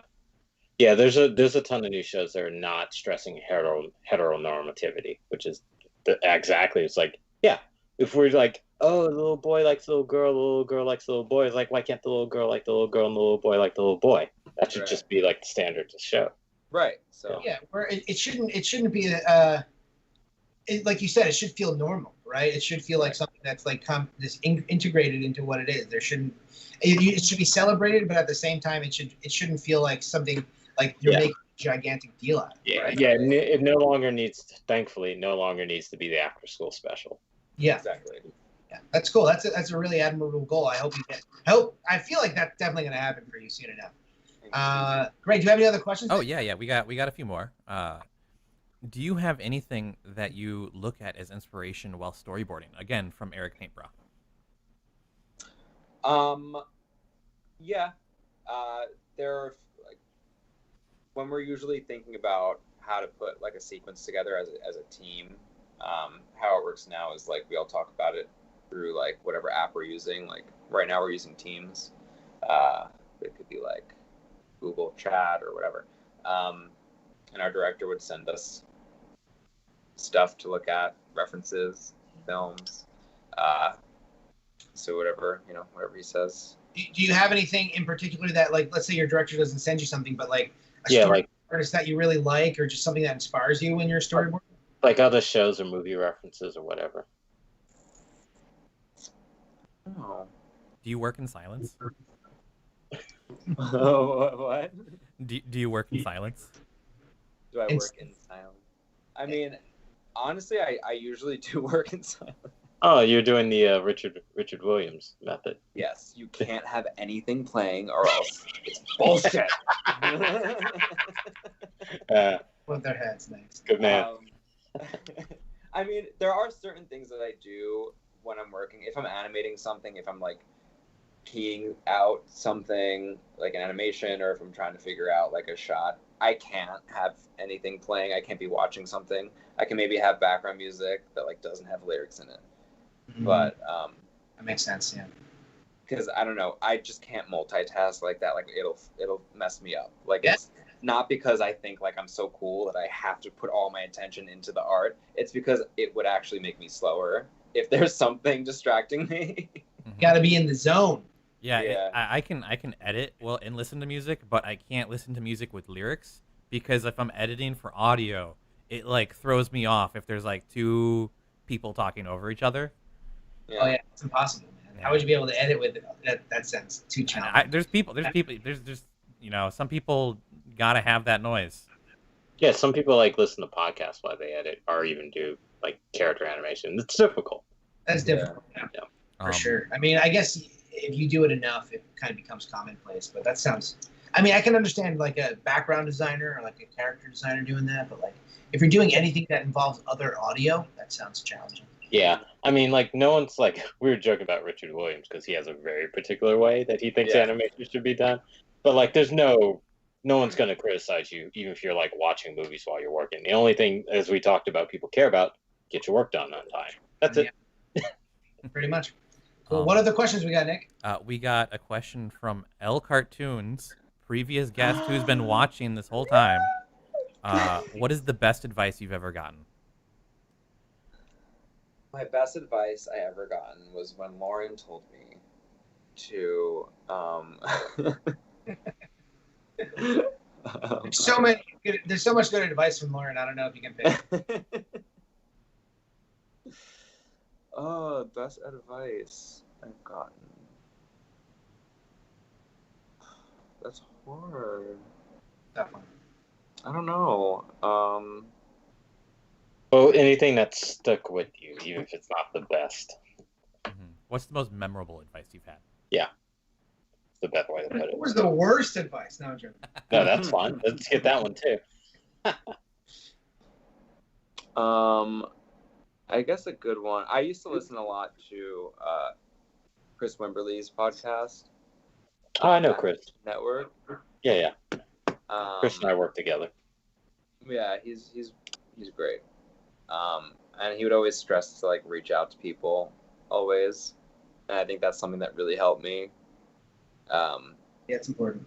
It's something that I've always done that, but not to be like afraid to do that, or to like be ashamed, or to think that you're annoying someone.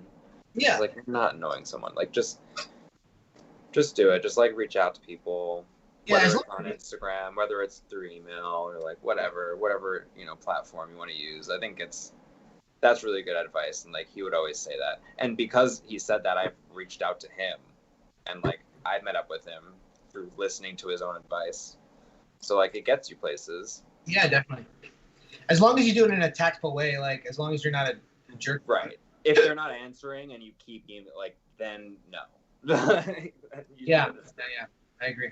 Cool. Yep. Nice. That's good. That's definitely very good. We've heard it before, and it never hurts to say it again. Like, make contacts, reach out to people.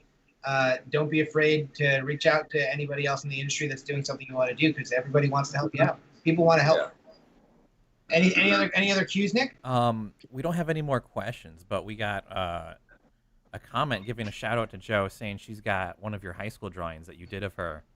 So Gabriella Austin is super thankful for that, and she's no way. Did you know she was listening? She's so proud of you. Nice. Gabriella Austin has a drawing that you did of her. Can you send it to us somehow, Gabriella? Oh man, we want to see it. Do you remember her? Gabriel. It could be a pseudonym too. It's YouTube. It is YouTube. I don't know. Maybe. I mean, I know some Gabriella's, but I don't know Gabrielle Austin. Maybe it's her middle name. Maiden name or marriage name. Maybe she got married and it changed. Yeah. Oh. That's nice, dude. Awesome. Now we're all gonna go watch Shmoglog. You only got the trailer done, right? I want to see a full episode of Shmoglog. It's funny because I go home and on my old like computer in my room, it still has all the scenes that we finished, but like we never actually put it together. Oh, you gotta finish it. Kickstarter that, man. Come on. Indiegogo it. We want to see Shmoglog. We want to see a full pilot episode. We want this to be the thing that puts you on the map. HD remaster. We want Joe Sulsenti to be known as the Shmoglog guy from here on. No, I can't wait to watch the trailer. I'm going to watch the trailer and then your thesis film. I'm excited for it. Cool. Oh, I had one question for we sort of went through the whole thesis film really fast. You sent that out to like a whole bunch of film festivals and stuff. Can you tell us about like festivals and like that experience? Yeah. So SVA helped me a lot with that. So I finished my film. So with thesis, it's like I think it's super important for you to like work on a film that you know you're gonna like want to work on the whole time. Otherwise, if you like lose interest in it, it'll just become a chore, and then like that's not a good place to be when you're working on your thesis. So when I was coming up with my idea, I knew I wanted to incorporate all the things that I liked. So I knew it had to do with like at the sea, boats, Titanic is in there somewhere, queerness, drag queens. It's like everything that is me is in that film, and like a message I wanted to say, something that I was passionate about, and like I wanted to get out there in a way that was uniquely to like mine.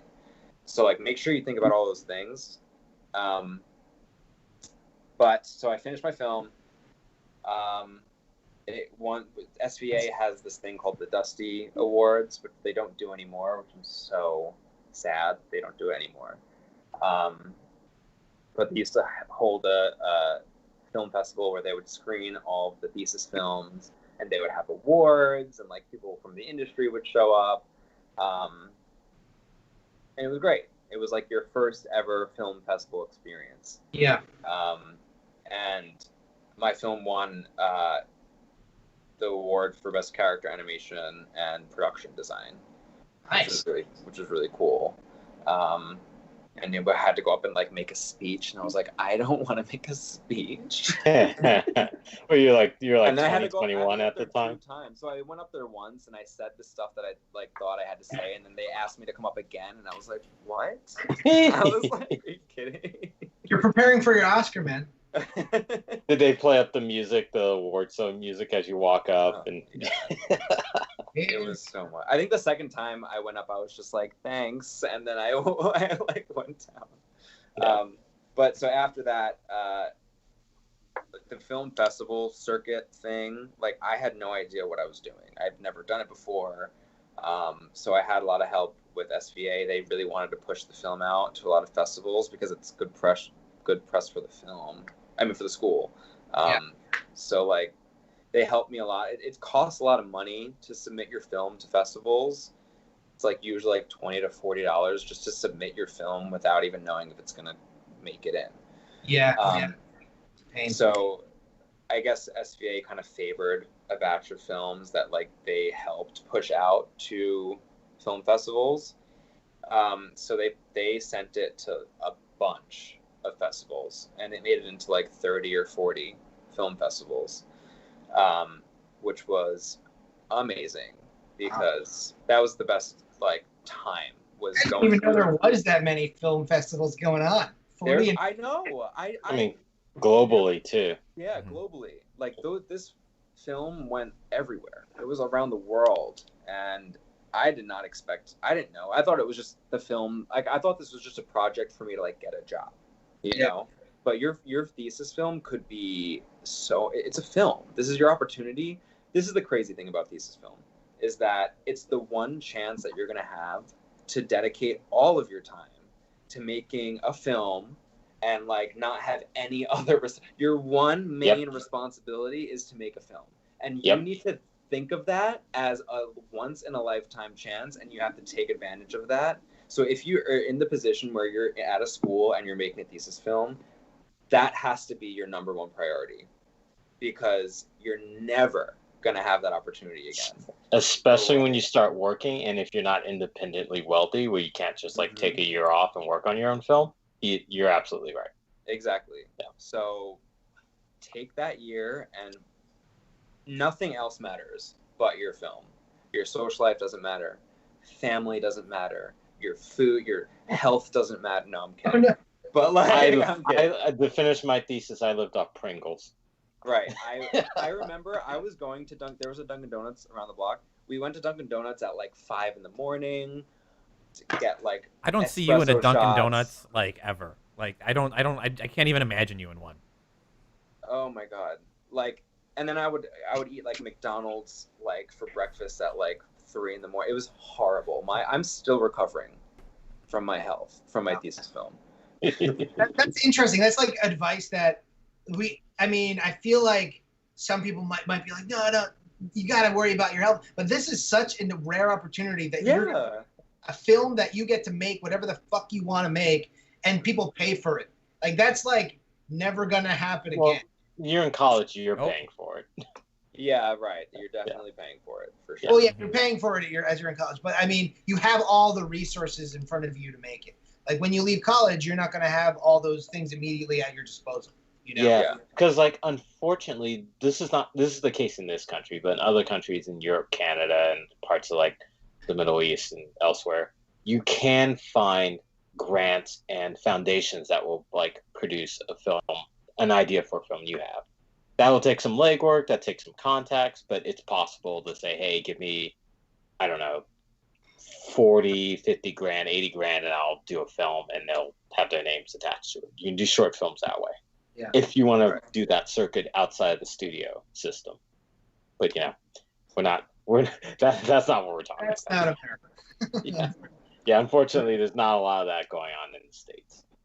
Yeah. But that was the end of our viewer questions and anything I had. Cool. I like that advice to end on, because it's kind of controversial, but like very important, and not a lot of people say that. Like you really have this once in a lifetime opportunity that you got to take care of, that you got to take advantage of. So I'm happy you kind of went out with a bang on that one. That's great. Yeah. Also, another good piece of advice. Yeah. When going through, if you ever have the opportunity to go through the festival circuit with a film, I didn't go to a lot of the international ones, the international film festivals, because I was working. And in my mind, I like started my first animation job. I had to make sure I made this like great impression where I like was there and like I didn't call out and I didn't like take off. So I never went to any of the international film festivals, the ones that happen in Amsterdam, in Ireland, in London, like all these amazing film festivals I didn't go to because I was like, my job's not gonna like me. Or like I'm gonna get fired. Like, no. You could talk to people. Animation, like, it's so easy to like talk to people and like figure out like changes in schedules, like moving days around, making up days. Yeah. Which I did that. Were you invited out to go? Like, were they going to give you a plane ticket to go out there, or would you have to make your own way? Some of them were willing to pay for everything. They were like, we want you here. We'll pay for everything for you. Hotel, plane, blah, blah. And I was like, no. Yeah, you fucked up. I know. Always take a free trip and a plane ticket in a hotel when they're going to put you up. I had a friend who had a Western film that went to a film festival in India. And I guess in India, it's common for them to like go up to the screens and start yelling at them. So like, like the bad guys. So like he just had since he is a Western, everyone was a bad guy. So everyone was just going up and yelling at like the giant screen, and it was very awkward. That's amazing. Yeah, that's the kind of experience you want. So that's good advice too. Yeah, like if you get somebody's paying for you to travel, go to India, go to Ireland, do it. I regret not going to those festivals because the ones that I did go to, the ones that were like close by on like the East Coast, they're great. Film festivals are so much fun. Mm-hmm. Yeah, it's like celebrating a thing that you made and like getting to watch a film that you made in front of an audience, like hearing that response is the best experience ever. Like, make a film that you're proud of and that like you can show to people. Well, now you have to make another film that gets into 40 festivals. I know, you can do it. You can do it. So as we're wrapping up, Brian, do you have any last minute Brian's words of advice? What do we usually call it? Brian's last thoughts? Words of wisdom, right? Brian's words of wisdom. There you go. Yeah. Do you have any Brian's words of wisdom to end on? Let me think. So it's interesting. Like you and I have very similar where like we've known what we want to do for a long time. Oh, my cat's finally here. But like the other thing, like you've also been fortunate that you. The cat stepped on your mic. Oh no! Best advice. You can't hear you. Your mic. There I go. Yeah. Sorry. Yay, lovely cat. You're on the edge of our seat here. Come on, Sorry. I'll just briefly start over. Yeah, you and I are very similar where we're like, we knew exactly what we wanted to do, and so that passion carried forward. So I understand that fully, and maybe we're unique specimens that way. Because I know a lot of people have a lot of doubt and insecurity even early on in their educational experience about like how they want to pursue animation. I always recommend for people like just try it. It may not be for you, but if you're not the type of person, especially doing character animation, you can sit down for long stretches of time and do the most monotonous, routine, slow-going process of character animating over and over again. Maybe you're not a character animator, but maybe you're an illustrator. Maybe you're good at color, background, production, organizing. There's a lot of jobs we can do that you can still pursue your passion of animation. And then the other fact is like you're still relatively new starting out, but like sometimes you run into those situations where you can go from one gig to another gig to another gig, and that's where being versatile definitely helps. If you weren't a character animator and also possible doing boards, during those moments where you could have been working on the President show, you would just been SOL. It's like, oh, we need a board artist. You want board. Right. Yeah. So it's like, I don't know. Yeah. I mean, just be persistent. Mm-hmm. Don't say no to opportunities when they come along, and try and reach out to people. Like you mentioned, Joe. People want to help you in this industry, and we do the best we can. Yeah.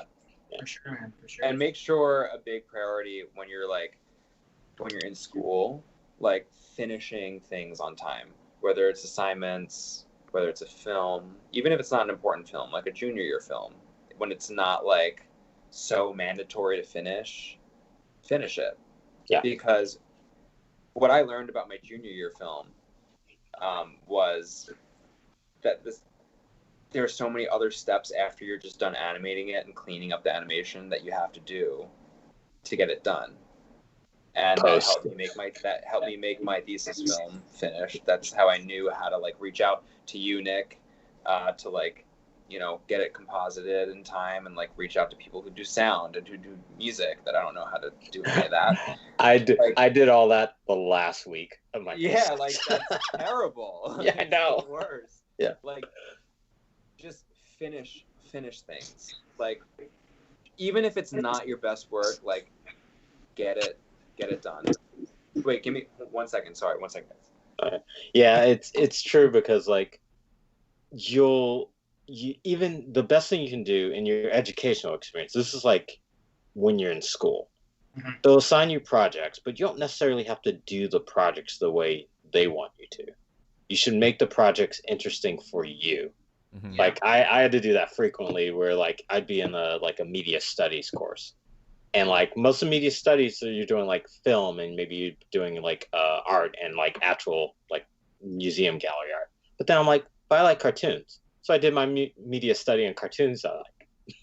Mm-hmm. So I'd pick like a Disney film, or I'd pick a Warner Brothers film. Like I'd do my media studies on that, because that's what I like. I know I can like other things like Matrix, Star Wars, whatever, but like I didn't want to do live action. So sure, think outside the box and do what works for you. You're saying.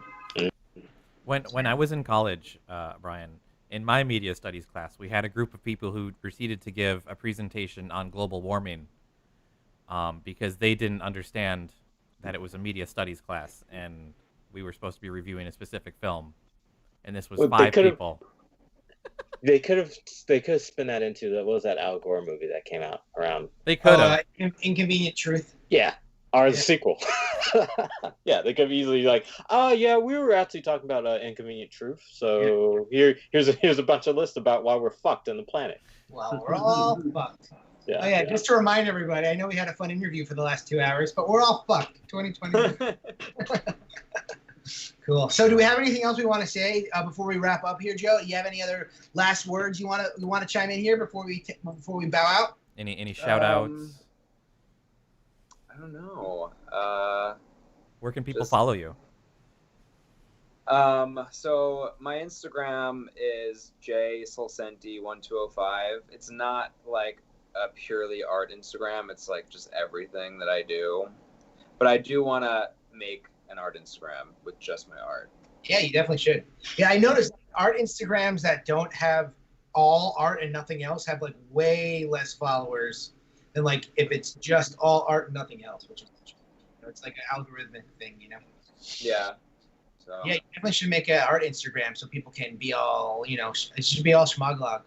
I know, right? All Shmoglog all the time. Sick, man. Well, this was awesome. This was a great experience. We definitely learned a lot. I think it's always good to have a perspective of somebody that's, you know, relatively fresh in the industry, 3-4 years in. Like, it's definitely, that college is fresh in your mind. We got a lot of really good advice for people around that age level, which I think is really good, because a lot of times we touch on people that are like deep in the industry and they're telling you about their jobs. Sometimes we have people that are talking to the high schoolers, but I feel like a lot of this interview geared towards like the college age kids and what to expect around that time and how to transition into the workforce. And this was definitely a diamond for those guys. So we really appreciate you telling us all the stuff you learned and sharing your experience with everybody. So thank you so much for that, man. Of course. I think another thing to say for those people is that, like, you know, people starting out, like, try not to compare yourself to other artists, like look up to other people, but like don't compare yourself, because you're gonna have your own path into this, and it's all different for everyone. Absolutely. Like, it's also crazy and random. So like if you start comparing yourself we haven't mentioned on this episode, but school's not always an option for everybody. No, not even a little bit. Like you can get into this industry. I've had courses that like went for weeks that I found on YouTube, same exact things. Wow. You could literally do it. But, you know, school does, you know, it's a, you know, they have different things. Yeah, it definitely helps in its own right. But like you said, many are the paths. Like, there's not one path. Like, even if somebody's listening to this podcast and they're like, oh, wow, your experiences line up so close to mine, but this thing I didn't do that way. Like, it doesn't matter. Yeah. I didn't get a $60,000 grant. Yeah, right. That's amazing. That's amazing. That's like fantastic that happened to you, but that's not going to be able to happen to anybody. And if it doesn't happen to you, don't let it discourage you. Keep moving. No, not even a little bit. Nope. So, yeah, dude, we really appreciate you coming on. We loved your story. We loved hearing everything. I think the winner of the night was Shmoglog. Just the name alone makes me happy. It makes me smile. I love it. So thanks so much, Joe. Joe Sulsenti. Look him up on Instagram. He's going to have an art Instagram soon. And thanks so much for sharing your ass with us. We thoroughly appreciated you diving deep into your ass and learning all about it. Thank you so much. I love showing my ass. It's great. Awesome.